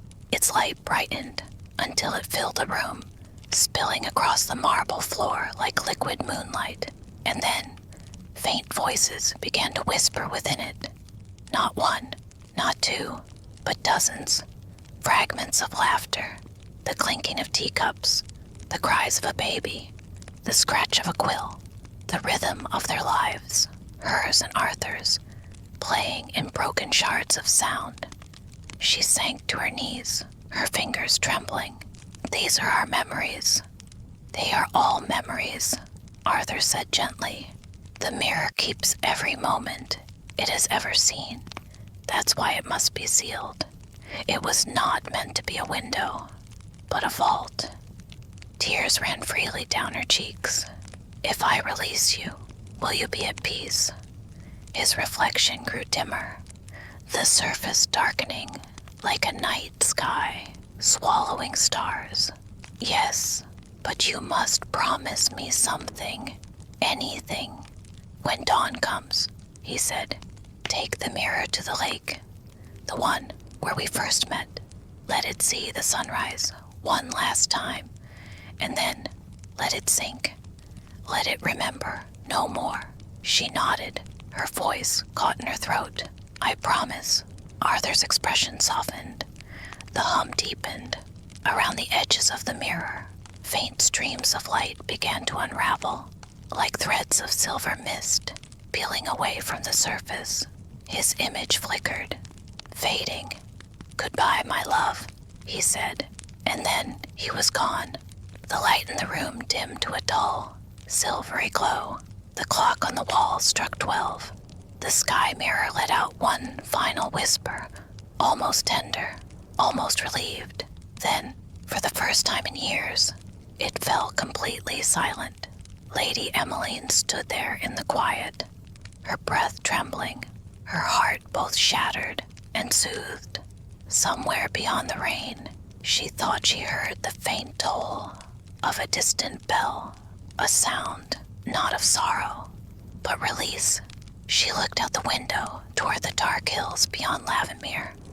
The lake waited there, still impatient, reflecting a world that had forgotten its pain, and she knew what she must do at dawn.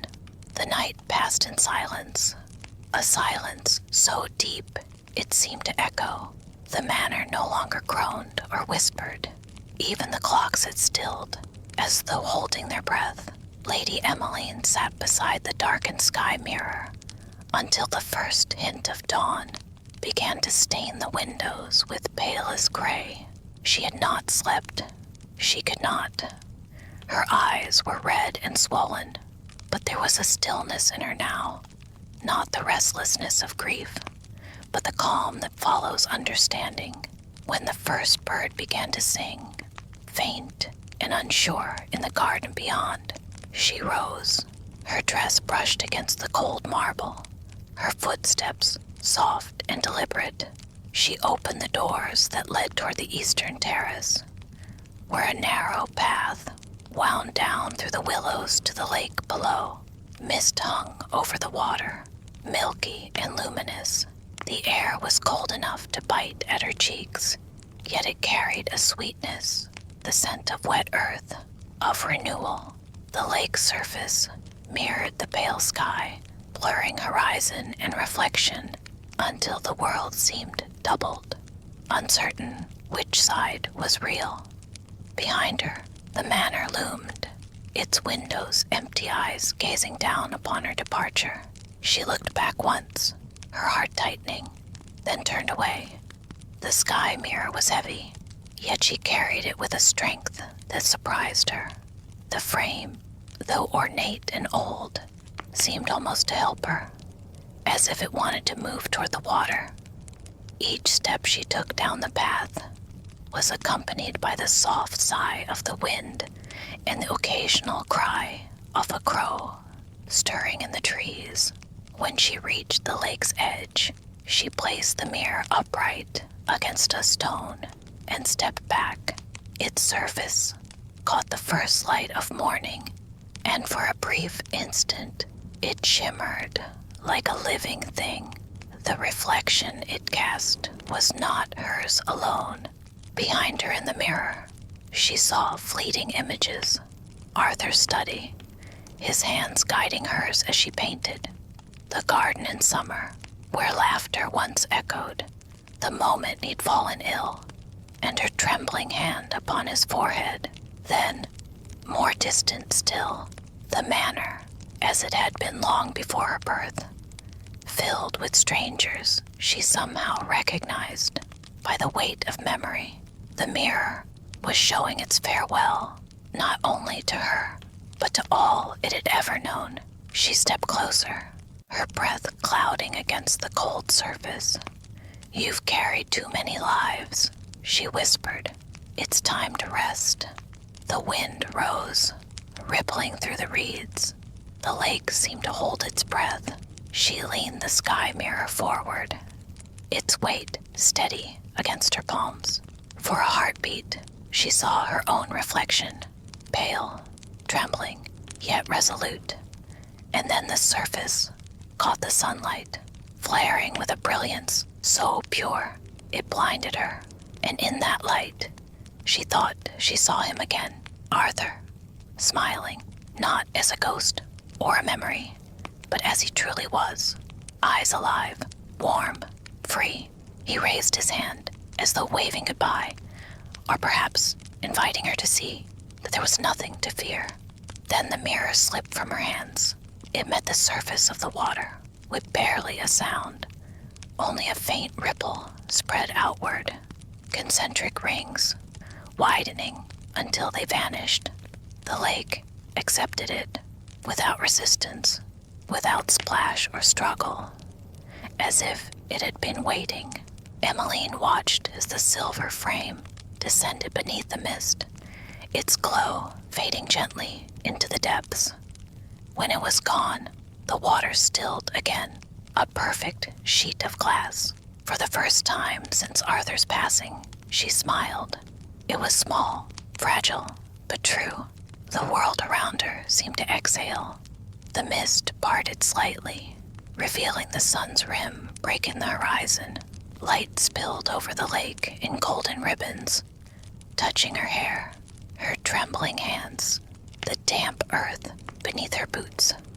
Behind her, the wind stirred the willows. Their leaves whispered softly, almost as if the trees themselves were speaking his name. She closed her eyes, listening. There it was, not the sound of a ghost, nor a voice from beyond, but the quiet hum of peace. When she opened her eyes again, she felt lighter. The air no longer pressed down on her shoulders. The ache in her chest had softened into something tender and bearable. She turned and began to walk back toward the manor.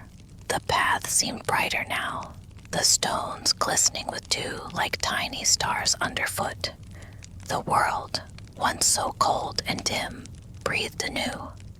As she reached the terrace, she paused one last time and looked back toward the lake. The water lay calm beneath the rising sun, reflecting only the sky. The sky mirror was gone, but in its absence, everything else had become more vividly alive. Emmeline placed her hand over her heart and whispered, "Thank you." The wind carried her words away across the water, where they dissolved into the golden light of morning. When Lady Emmeline returned to the manor, the morning sun had already begun to pour through the tall, arched windows, transforming every dusty corner into something almost divine. The silence that once haunted the halls had changed in tone. It no longer felt heavy, no longer pressed upon her chest like grief. It was lighter now, like a held breath finally released. The servants had not yet risen. Their rooms were still dark, filled with a soft rhythm of distant sleep. She did not wake them. She wanted this hour, this fragile, golden hour, to herself. Her footsteps were soft against the marble floors, echoing faintly. The portraits along the corridor, once full of sorrowful gazes, now seemed merely still, quiet guardians of a home, finally at rest. In the drawing room, the remnants of last night's fire still glowed faintly. A few embers pulsed with sleepy light, and she crouched beside them, coaxing the warmth to linger a little longer. The air smelled faintly of smoke and lavender. She sat by the hearth, her cloak wrapped around her shoulders, and let the stillness envelop her. For the first time, she did not feel the need to fill it with words, or memories, or sighs. The quiet itself was enough. Her mind drifted to Arthur, yes, but not with the sharpness of loss. She remembered his laughter, the way his fingers had always traced the edge of a teacup before lifting it. She remembered the sound of his boots on the terrace stones, the slight tilt of his head when he was listening. They came to her, not as aching memories, but as soft echoes, as though the world was reminding her that beauty endures even when form is gone. Outside, a bird began to sing, hesitant, high, pure. Then another joined, and another. Within minutes, the garden beyond the window was alive with sound, the dawn chorus swelling in slow harmony. Emmeline rose and went to the window. The garden was drenched in light, the roses bowed with dew, the gravel paths shining faintly. The world, she realized, had continued without her while she grieved, and yet it waited patiently for her return. She opened the window. The cool air touched her face, carrying with it the scent of wet soil and lilac. She breathed deeply, and in that breath, something within her shifted, something unspoken, like a lock quietly turning. In the distance, the lake glimmered, faintly visible between the trees. It looked utterly ordinary now. No mist, No glow, just water reflecting the morning sky. She smiled at the sight. The sky mirror was gone, and yet she could feel its echo in her heart. A stillness that wasn't emptiness, but completion. A faint knock came at the door. It was Mary, the housemaid, her apron freshly pressed, and her expression still touched by sleep. "My lady," she whispered, "you've been awake all night." Emmeline turned, her smile soft. "I have, but I'm quite all right now, Mary." The young maid hesitated, studying her mistress. "You look different, if I may say so." Peaceful Emily nodded. "I think I am." She gestured toward the window. "Would you send word for the gardener to tend to the roses today? I think they've been waiting for a little care." "Yes, my lady," Mary said, her eyes brightening. She gave a small curtsy before retreating down the corridor. Emmeline lingered by the open window a moment longer, the morning sunlight tracing a faint halo around her. The world outside moved slowly, a cat padding along the wall, a carriage rattling somewhere distant, the rhythmic creak of a gate in the wind. She realized, with a quiet kind of joy, that she could hear again, not the whispers of ghosts or the echoes of loss, but the music of ordinary life. Her gaze wandered toward the writing desk near the window. Upon it lay her old journal, leather-bound, its pages untouched since Arthur's passing. She sat down before it, running her fingers over the worn cover. Slowly, she opened it. The scent of old paper rose like a memory. She turned to a fresh page, dipped her quill into the inkwell, and began to write. Her handwriting, once neat and formal, trembled slightly at first, but soon it steadied, each stroke flowing into the next, like the tide returning to shore.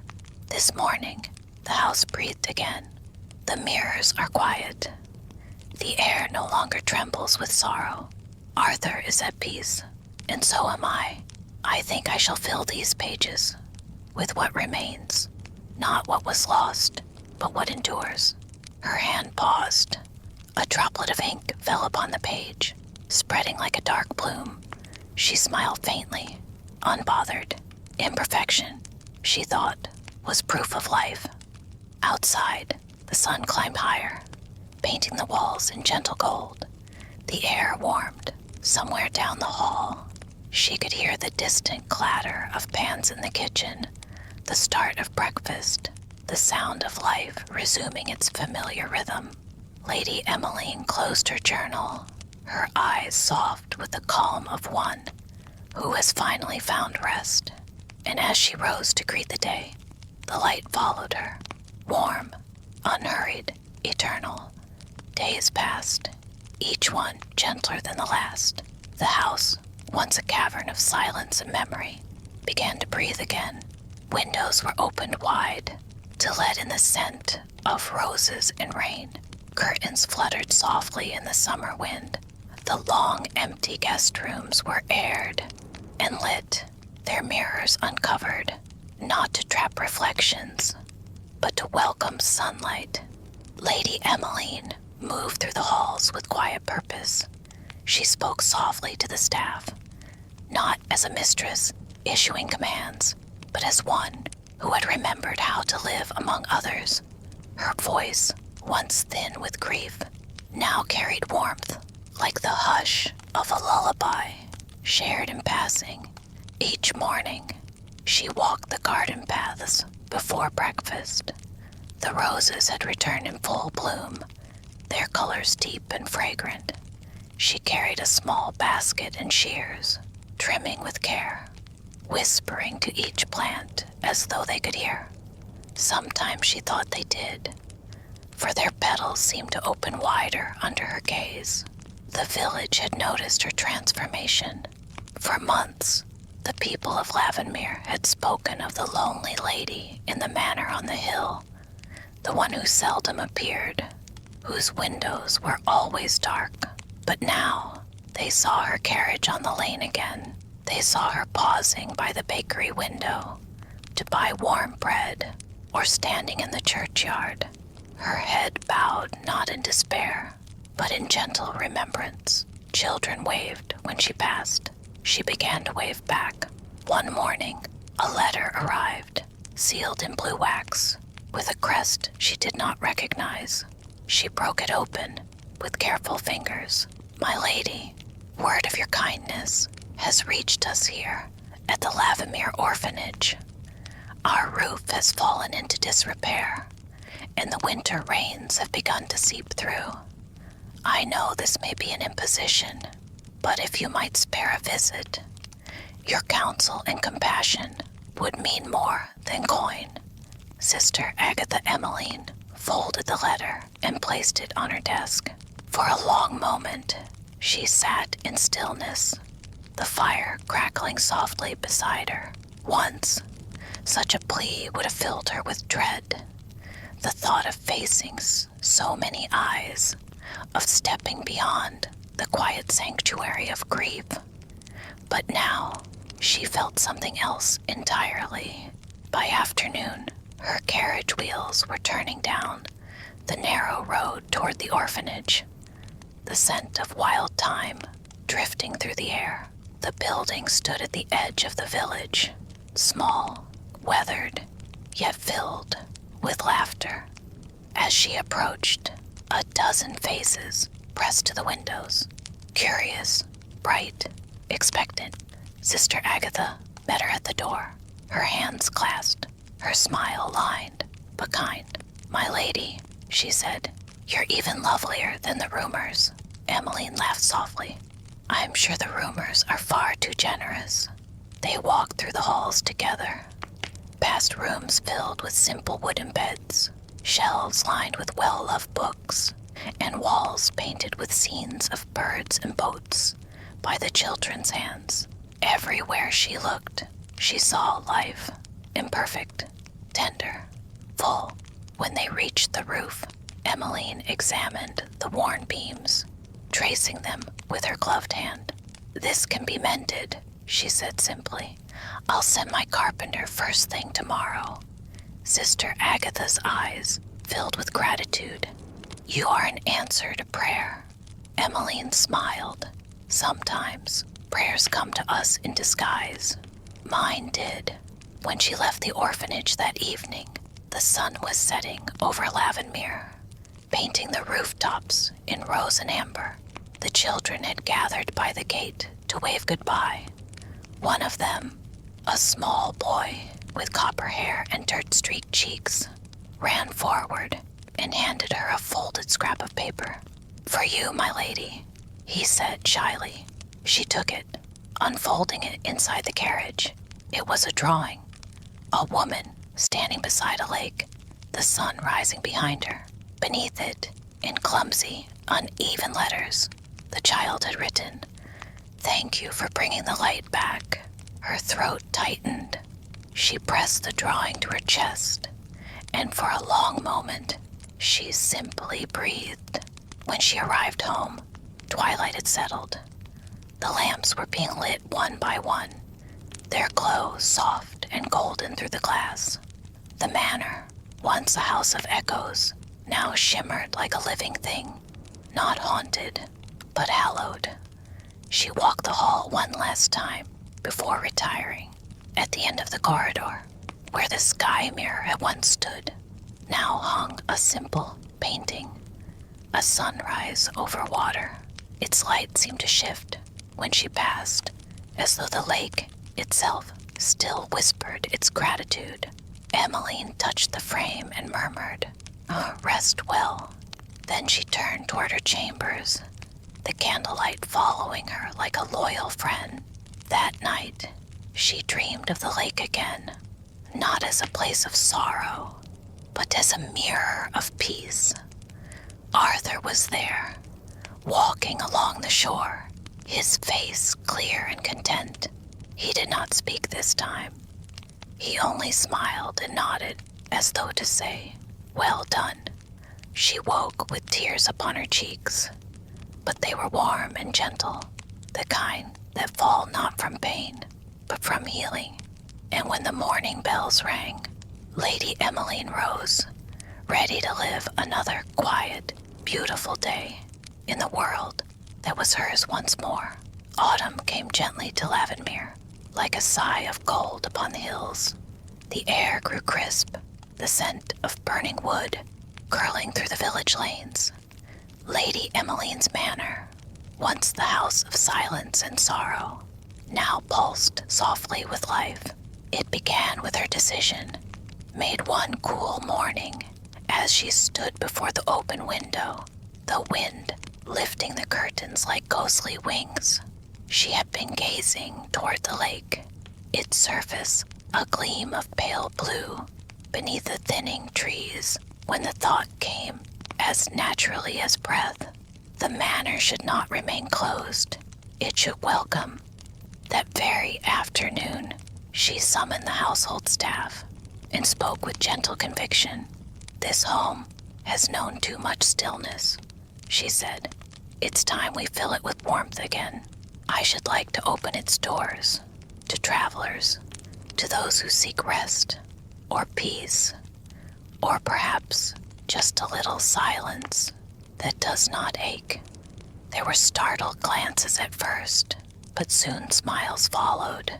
The idea felt right, inevitable, as if the walls themselves had been waiting to hear those words. Within weeks, the great hall was transformed. Dust sheets were folded away. Candelabras were polished until they shone like molten gold. Fireplaces were cleared and stacked with birch logs. The smell of baking bread drifted through the corridors once more. Word spread quickly through the village and beyond. Those who had lost their way, those who mourned, those who simply longed for quiet, they came, not in crowds, but in gentle succession. A widower from London, a seamstress, weary from the city, a poet who had forgotten his words. Each was greeted at the door by Lady Emmeline herself, her voice low and warm. "You are welcome here," she would whisper. "Rest as long as you need." The manor changed with them. The air was filled not with echoes, but with soft conversation, the scrape of chairs, the clink of teacups, and the low hum of music in the evenings. A small pianoforte, long silent, found new life beneath her touch. Sometimes, when dusk fell and lamplight trembled on the walls, she would play for her guests, slow, lilting melodies that seemed to hush the world itself.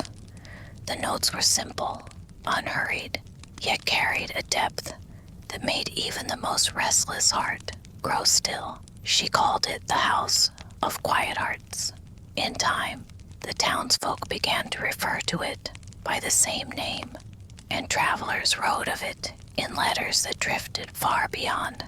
Lavenmere, a place of peace, they said, a house that listens.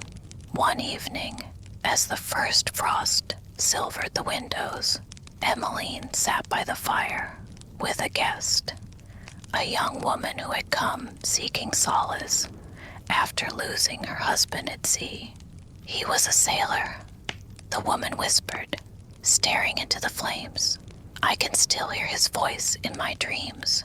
Emmeline reached across the space between them and took her hand. Then listen, she said softly. Dreams are how love finds its way back. The woman's eyes filled with tears, but she smiled, a small, trembling smile that spoke of something mending within. Later that night, when the guests had gone to bed and the hall stood empty again, Emmeline walked through the corridors with a candle in hand. The flames cast long shadows that danced along the walls, and for the first time in years, she did not feel the urge to look over her shoulder. Every corner that once held sorrow now held warmth. Every mirror reflected not the past, but light. She paused, by the painting of the lake, the sunrise scene that hung where the sky mirror once stood. Its colors glowed softly in the flickering light. She touched the frame and felt the faintest vibration beneath her fingers, like a pulse. A whisper seemed to rise, not from the painting, but from the air itself. "Well done, my love." It was barely more than a breath, but she heard it. Emmeline closed her eyes, smiled, and whispered back, "Thank you." The candle flame leaned, as though bowing in reply. Outside, the wind moved gently through the trees. The stars hung low and clear, reflected in the dark lake below. The world seemed at peace, balanced between what was lost and what endured. Lady Emmeline turned toward her room, the hem of her gown brushing softly against the floor. The fire crackled behind her, and somewhere far away, the church bell tolled midnight, not a sound of endings, but of quiet continuance. The house breathed, and so did she. Outside the parlor window, snow was beginning to fall, softly, lazily, like a dream too shy to wake. Each flake kissed the glass and melted into nothing, leaving only faint silver trails that caught the light of the fire. Inside, the air was warm and quiet, full of that late winter hush that makes every sound seem sacred. Eleanor sat in her armchair, wrapped in a shawl of pale gray wool. The years had brushed their soft fingerprints across her face, but her eyes, those gentle, searching eyes, still carried the same light that once caught the reflection of London's gaslit streets. Her hands moved slowly now, but gracefully, as she folded a piece of lace she had kept for decades. Lace she once wore the night she first met Oliver on that rain-washed street beneath the flickering lamp. In the corner, the small brass clock ticked in its familiar rhythm, filling the room with a pulse of time that seemed both present and far away. Eleanor closed her eyes for a moment and listened to the crackle of the fire, to the sigh of the wind outside, and to the faint echoes of footsteps that lived only in her memory. "Oliver," she whispered, the name leaving her lips like a sigh, like a prayer.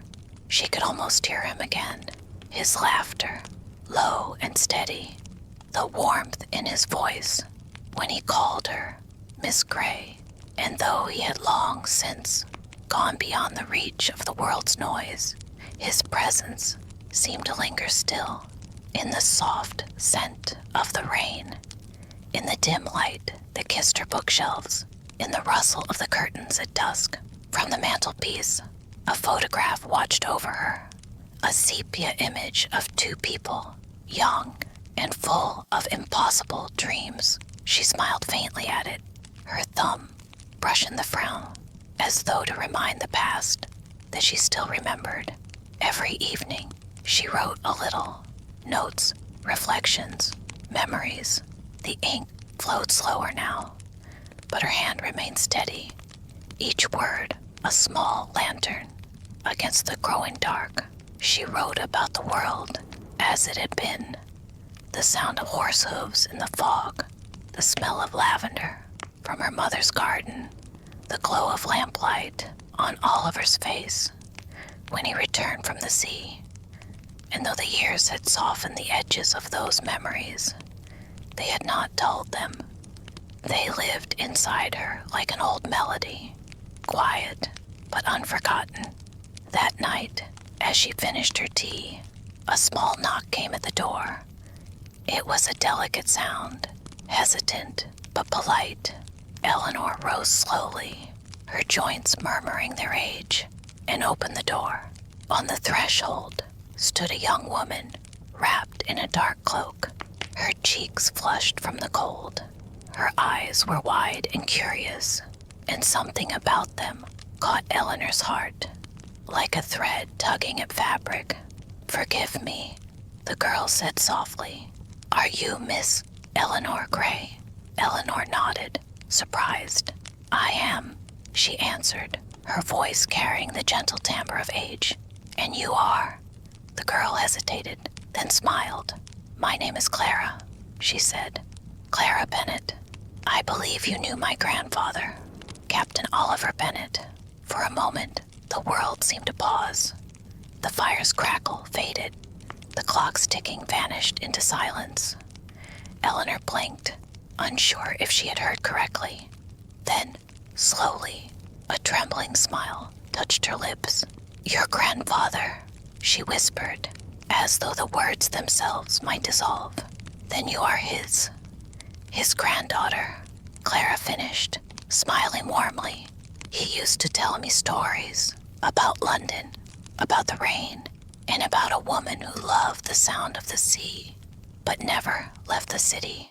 I've come to meet her. Eleanor's hand lifted to her chest, steadying the quiet storm of her art. She stepped aside, motioning for Clara to enter.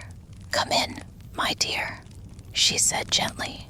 The evening is far too cold for standing in doorways. As the girl entered, shedding her cloak, Eleanor saw in her the faintest shadow of Oliver, the curve of his smile, the brightness in his eyes.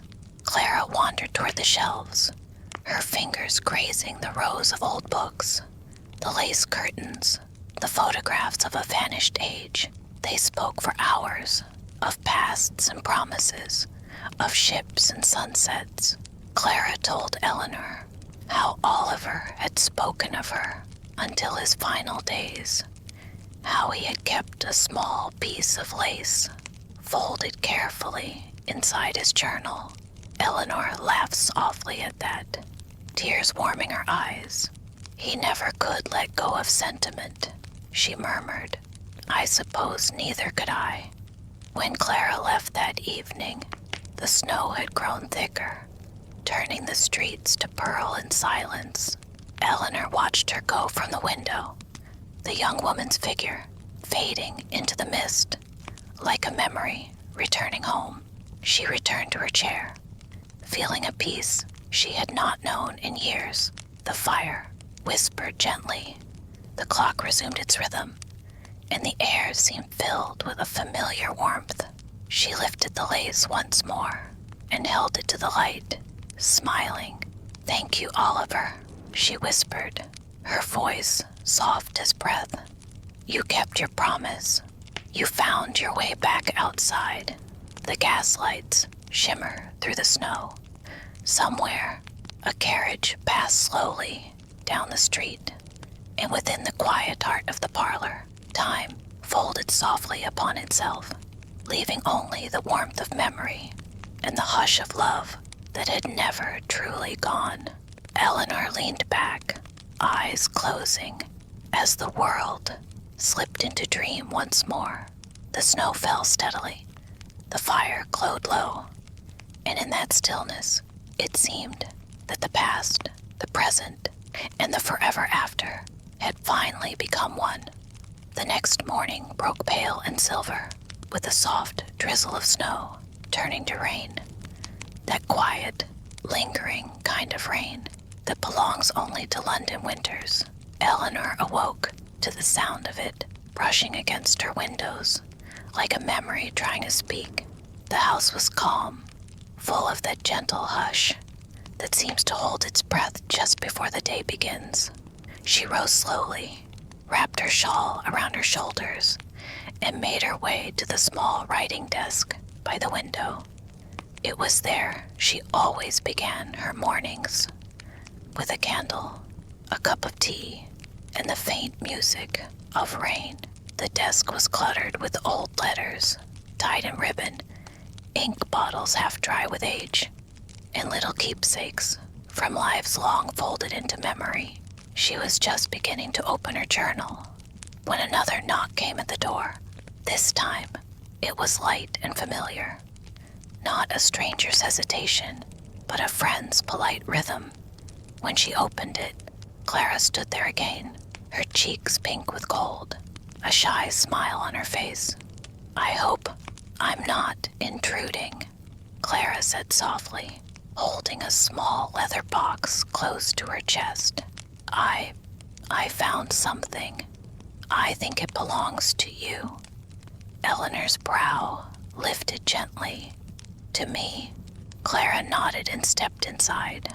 The box was worn, but beautifully crafted, its brass corners still faintly shining, despite the years. It was tucked in the false bottom of my grandfather's chest, she explained, setting it on the table. We found it only last week, when we were sorting through his things. It was addressed to you. Miss Gray Eleanor's breath caught faintly. Her hands trembled as she reached for the box. The latch gave easily, releasing the scent of cedar and salt, a smell that carried her instantly back to the docks, to the nights she had waited for Oliver beneath the lamps. Inside, there were letters, several, all sealed in envelopes, yellowed with age. On the top, written in Oliver's unmistakable hand, were the words, "To Eleanor, when the world is ready." For a long moment, she could not speak. Her fingers hovered over the letters, as though afraid they might crumble at her touch. Clara stood quietly nearby, sensing that this was not a moment to fill with words. Finally, Eleanor opened the first envelope. The paper inside was thin and fragile, but the ink remained dark and steady, as though time itself had spared it. She unfolded it carefully and began to read. "My dearest Eleanor, if you are reading this, it means the tide has carried me too far to return. Yet know that in every wave that touches the shore, in every whisper of rain upon your window, I am there. You once told me that memory is a form of presence. I believe you are right, for I have carried yours with me through every storm. There are things I never found the courage to say aloud, things the sea heard before you did. You were, and are, the quiet reason in all my noise, the calm in every storm. If life is a voyage, then you were its harbor. When the years have softened you into peace, when the world no longer feels heavy, read this again and know I never truly left. Yours, always, Oliver." Eleanor's vision blurred, but not with sorrow. It was something gentler, fuller. A warmth bloomed behind her eyes and spread like candlelight through her chest. She traced the ink with her finger, the way one might trace the edge of a photograph, as though touch alone could bring him nearer. Then, with trembling reverence, she opened another. In the second letter, he had written about his travels, the islands, the skies, the night he dreamed of her beneath unfamiliar stars. He described the sound of waves as the world's slow heartbeat, and how he had tried to listen to it the way she once listened to the rain. By the third letter, his words had grown softer, more reflective, not of the sea, but of home.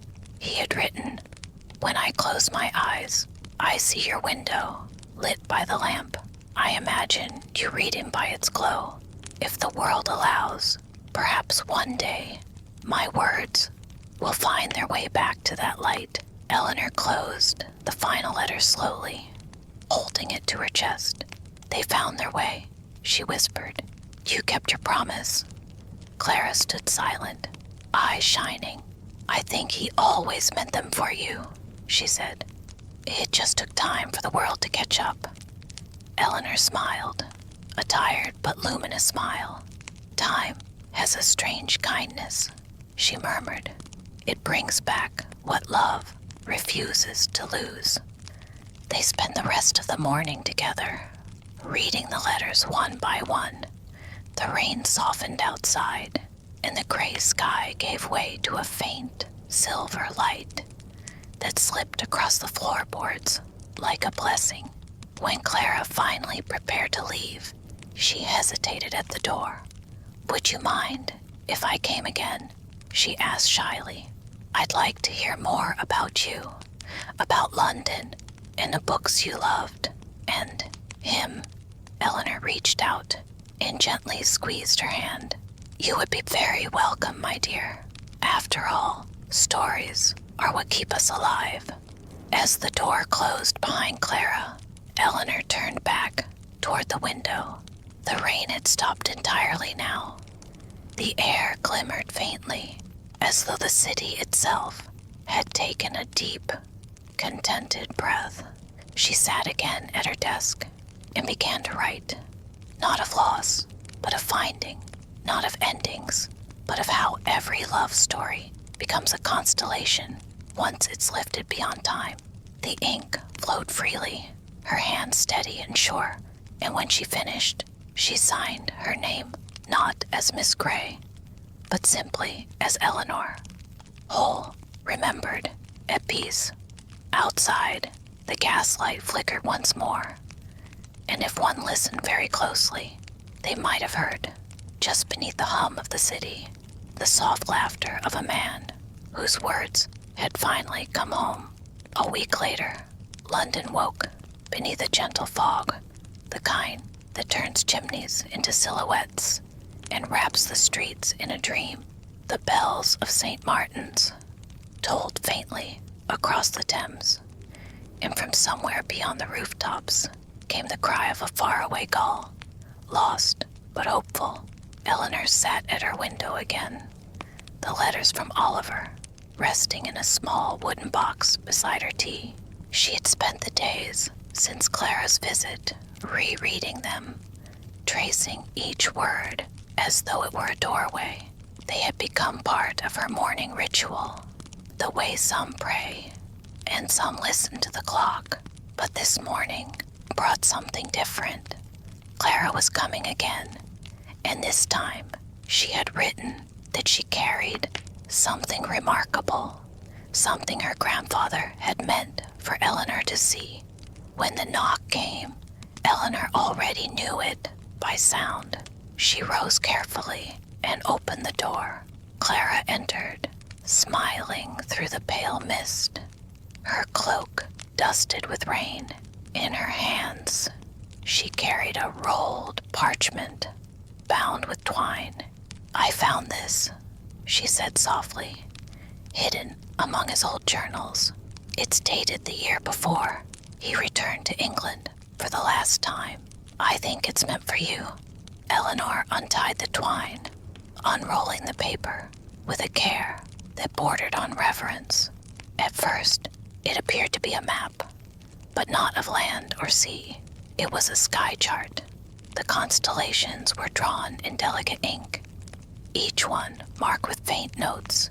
In Oliver's hand, across the top, in flowing script, he had written, "For Eleanor, so you'll never lose your way among the stars." Eleanor's lips parted in a silent breath. The paper shimmered faintly under the morning light, the ink glinting as though dusted with starlight itself. She traced the familiar shapes, Orion, Cassiopeia, the North Star, and saw little annotations beside them. The night she smiled, the color of her voice, the hour she waited by the gate. Each constellation carried a memory disguised as astronomy. "He made a map of your life," Clara whispered, awestruck. "Each star, each note. They're moments, aren't they?" Eleanor nodded slowly. "He always said that the stars were the only things that could hold what words could not." Clara leaned closer, studying the map's lower corner. There, half hidden among the drawings, was a faint compass rose. Inside it, instead of cardinal directions, were 4 words, written in delicate ink: love, memory, time, and home. For a long moment, neither of them spoke. The fire crackled softly, and outside, the rain thinned to a silver mist. Eleanor looked up at Clara, her voice tender. "He wanted me to remember that even when we lose our way, love gives us new directions." Clara smiled, brushing a loose strand of hair from her face. "He must have known you'd find it when the time was right." "Yes," Eleanor said, her eyes soft. "He always trusted time, even when I didn't." They spread the map out across the small table, the edges curling like the corners of an old smile. Clara fetched a candle from the mantel, setting it nearby so that the flame's glow shimmered over the chart. Under its warmth, faint markings began to appear, invisible before, now emerging like ghosts of ink. "There's more," Clara breathed. "Look." Eleanor leaned closer. The candlelight revealed a hidden message, written in the faintest hand. "When the map is lit by flame, follow Orion's belt to the heart of the compass. There, you will find what was left behind." Her pulse quickened faintly. "The heart of the compass," she murmured, studying the drawing. Within the small circle of the compass, rose, there was a tiny symbol, almost too faint to see. A small sketch of a swallow in flight. Eleanor's eyes widened. "The swallow," she whispered. "It was his emblem. He always said it meant return." Clara looked puzzled for a moment, then her expression brightened. "Do you think it's somewhere here?" "In this room." Eleanor turned slowly, scanning the familiar walls. Every inch of her parlor held memories. The bookshelves, the clock, the old chest by the hearth. Her gaze settled on a small wooden box resting near the window, the one she had thought empty for years. She rose, her hand steadying on the arm of her chair, and crossed the room. The box was carved with faint swallows in flight, their wings worn smooth by time. She opened it, and beneath a layer of old linen lay something small and metallic. It was a pocket compass, brass, aged and engraved, with the same swallow symbol. Her breath caught. "This was his," she whispered. "He left it here." Clara's eyes shone. "The heart of the compass." Eleanor turned it over in her palm. There, etched so finely, it might have been overlooked for decades, were tiny words for when you need to find your way back, not to me, but to yourself. She closed her fingers around it, feeling the weight, the coolness, the pulse of memory within the metal. A tear slipped free, not of grief, but of peace, that deep, quiet peace that comes when the circle finally closes. Clara rested her hand over Eleanor's. "He'd loved you more than time itself," she whispered. Eleanor nodded, her smile soft and trembling. "And still," she said, "he found a way to make time kind." The rain had stopped entirely now. Sunlight began to drift through the window, breaking through the fog in long, gentle beams. It caught the compass and made it gleam like gold. They sat in silence for a while, the kind of silence that needs no words, only breath. The fire hummed, the clock ticked, and somewhere in that small parlor, the years folded softly together. Finally, Eleanor looked to Clara and said quietly, "Would you help me with something?" "Of course," Clara replied. Eleanor smiled faintly. "I'd like to hang the star map in the study, somewhere the light can find it." Just as he hoped it would. Clara nodded, and together they unrolled the chart, flattening its edges with gentle hands. As they worked, the light caught on the paper once more, making the ink shimmer like a living sky. It seemed, for a fleeting moment, that the stars themselves were watching and smiling. That evening, London lay beneath a hush so deep that even the wind seemed to walk softly. The snow had cleared, leaving the streets glazed with moonlight and silver puddles that shimmered like forgotten dreams. In Eleanor's small home, the parlor glowed with a golden calm. The fire murmured gently, and the faint scent of chamomile tea lingered in the air. Clara sat cross-legged on the rug, the star map stretched carefully across the floor. The candlelight danced over its constellations, turning ink into shimmer. Eleanor watched from her chair, her shawl wrapped close, her eyes tracing the lines of the heavens, drawn so many years ago by the man who once promised her the world. "I still can't believe he made this," Clara said softly, running her fingertips across the paper. "It's like a love letter written in light." Eleanor smiled faintly. He used to say that the stars were the only witnesses who never forgot. The room fell quiet again, the kind of quiet that invites wonder.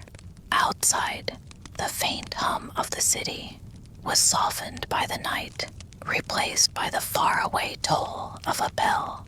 Clara lifted the candle and held it higher, letting the warm glow spill across the upper corner of the map. There, among the lines of Orion's belt, a small cluster of dots caught her eye, ones that weren't marked with names like the others. Instead, they formed a new pattern, subtle but deliberate. "Eleanor," she said, voice hushed. "Look here." Eleanor leaned forward, her eyes narrowing slightly as she adjusted her spectacles. "That wasn't there before," she whispered. "Those stars, they don't belong to any constellation I know." Clara nodded. "I checked the charts. They don't belong to any known pattern." She traced the line lightly with her finger, connecting the dots one by one. As she did, a shape emerged, delicate, simple, unmistakable. A heart. At its center, faintly inscribed, were 3 small initials, EGB. Clara looked up, brow furrowing softly. "Eleanor Gray Bennett," she whispered. "He gave you his name among the stars." Eleanor's breath trembled. For a moment, she could only stare, the world folding quietly around her. The fire's crackle, the clock's steady rhythm, even the hum of the candle flame, all blurred into silence. Her eyes glistened as she spoke, voice barely above a whisper. "He used to tell me that the truest vows don't need witnesses, only the night sky." Clara smiled through her own tears. "Then I suppose this was his way of keeping that promise." Eleanor nodded slowly. "Yes, even after the years took him, he left me this, proof that love can write its own constellations." She reached out a trembling hand and rested it lightly over the drawn art. Her touch seemed to awaken something, the faintest shimmer of invisible ink that now caught the warmth of the candlelight. Slowly, a final line of writing revealed itself beneath her fingers. "When you find this, look up. You'll see me in every quiet star." The words rippled across the parchment like breath on water. Eleanor's lips parted in a soft exhale. Clara lifted her gaze toward the window. "The sky is clear tonight," she whispered.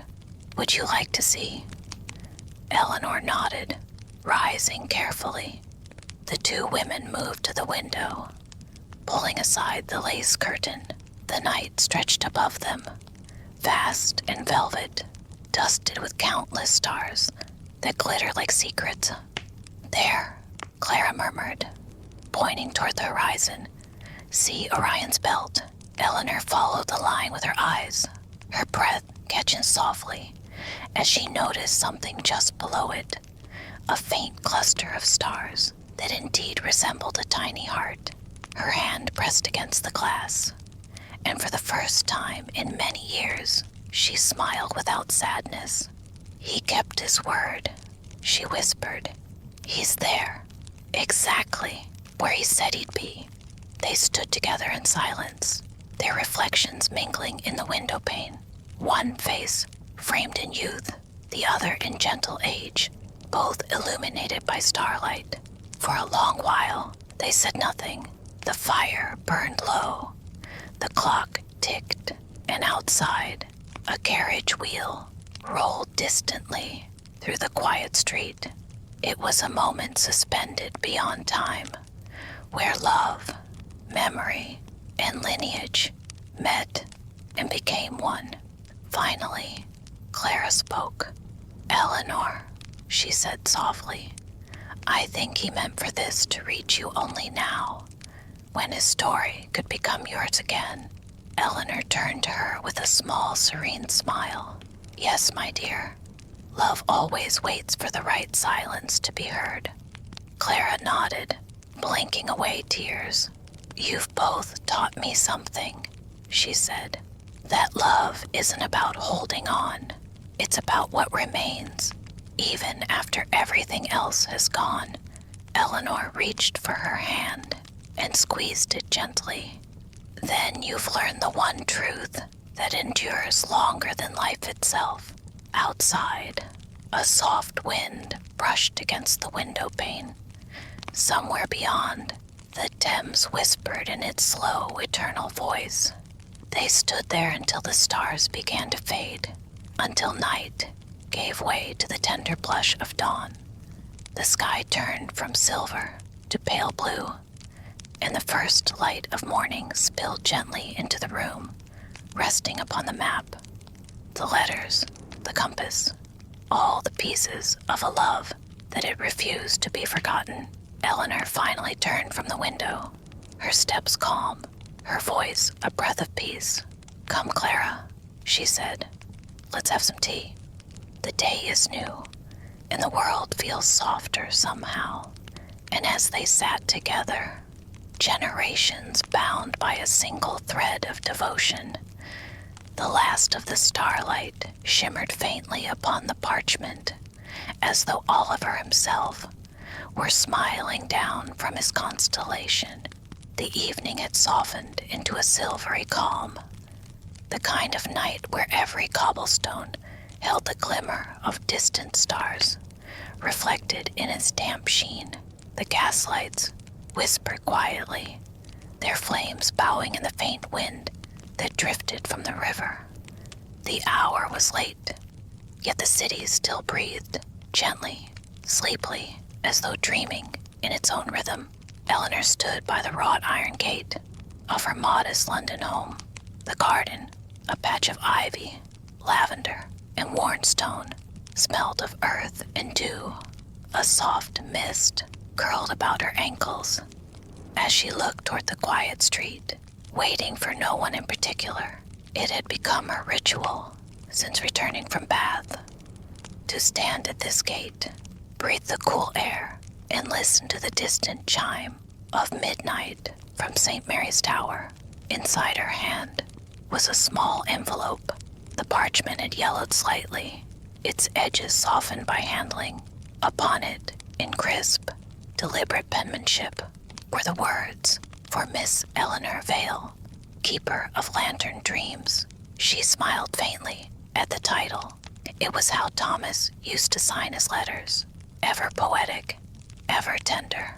Her thumb traced the seal, but she did not open it. She knew what it contained: his farewell, his gratitude, his quiet promise that though the sea carried him far, some part of him would always drift beside her, like candlelight caught in glass. She could almost hear his voice, that steady, careful tone of his that always seemed to match the rhythm of rain against the window. "Do not mourn the ending, dearest Ellie," he had said the night before his departure, "for every story worth living must find its stillness, its closing note." Her heart had understood, even as it resisted. Now, in the hush of the night, she closed her eyes and let memory breathe through her. The sound of his laughter in the library, the way he tucked his pen behind his ear when deep in thought, the faint ink smudge that always stained his cuff. All those small, lovely things that build a life, yet fade like whispers when one tries to hold them too tightly. A carriage passed down the street, its wheels murmuring softly. Its lanterns threw long, swaying shadows upon her dress, pale silk beneath her shawl, glowing faintly under the lamps. She watched the carriage disappear, its sound folding into silence once more. Then she lifted her gaze to the window above, her study, where the quill and paper waited. She had begun to write again, not for the journals, not for acclaim, but for herself, for peace. Her latest story began with a girl walking by a river, watching the world shift from fog to dawn. It felt fitting. The door creaked open behind her, and Mrs. Penberry, her elderly housekeeper, stepped out with a shawl drawn about her shoulders.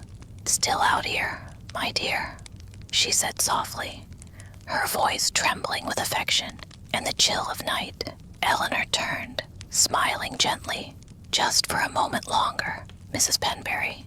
The air feels kind tonight. It's London," the woman chuckled. "Kind one day, cruel the next. Come in before your tea cools." "In a moment," Eleanor said, her tone like the brush of lace.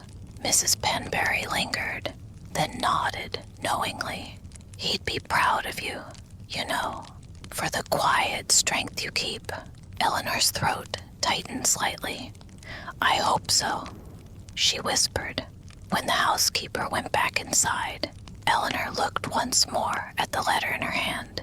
Then very gently, she unsealed it. The paper unfolded like the opening of wings. "My dearest Eleanor, if this reaches you, I am likely upon the sea, watching the horizon pale into morning. I cannot say where fate will place me, but I know it is your courage that gives me peace as I go. The lantern you gave me burns each night, not for light, but for remembrance. You once said that the world is built upon echoes, so let this be mine. Every star I see, I shall imagine in your keeping, until the tide forgets the shore." Thomas, her vision blurred slightly. She pressed the paper to her heart and exhaled a long, trembling sigh that ended in a smile. "Until the tide forgets the shore," she repeated softly, the words drifting into the still night. Then with deliberate care, she walked to the small pond at the garden's edge, a mirror of water, still as glass, and placed a single lantern upon it. Its golden flame trembled once, then steadied.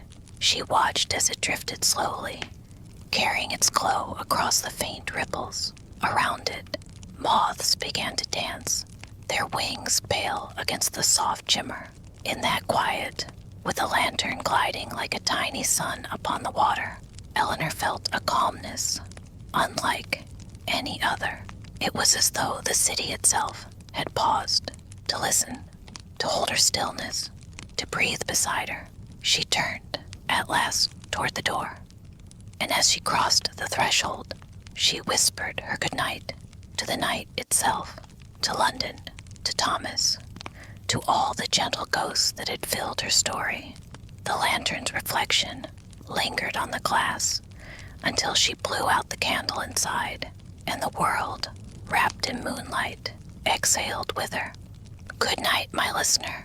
As you rest your head and drift into dreams, may the rhythm of London's rain and the softness of Eleanor's heart follow you into stillness. Let the hum of the past cradle your breathing, the lamplight of memory soothe your mind. Sleep now in the quiet grace of another age, where every sigh becomes a lullaby and every dream a lantern floating toward dawn. The end.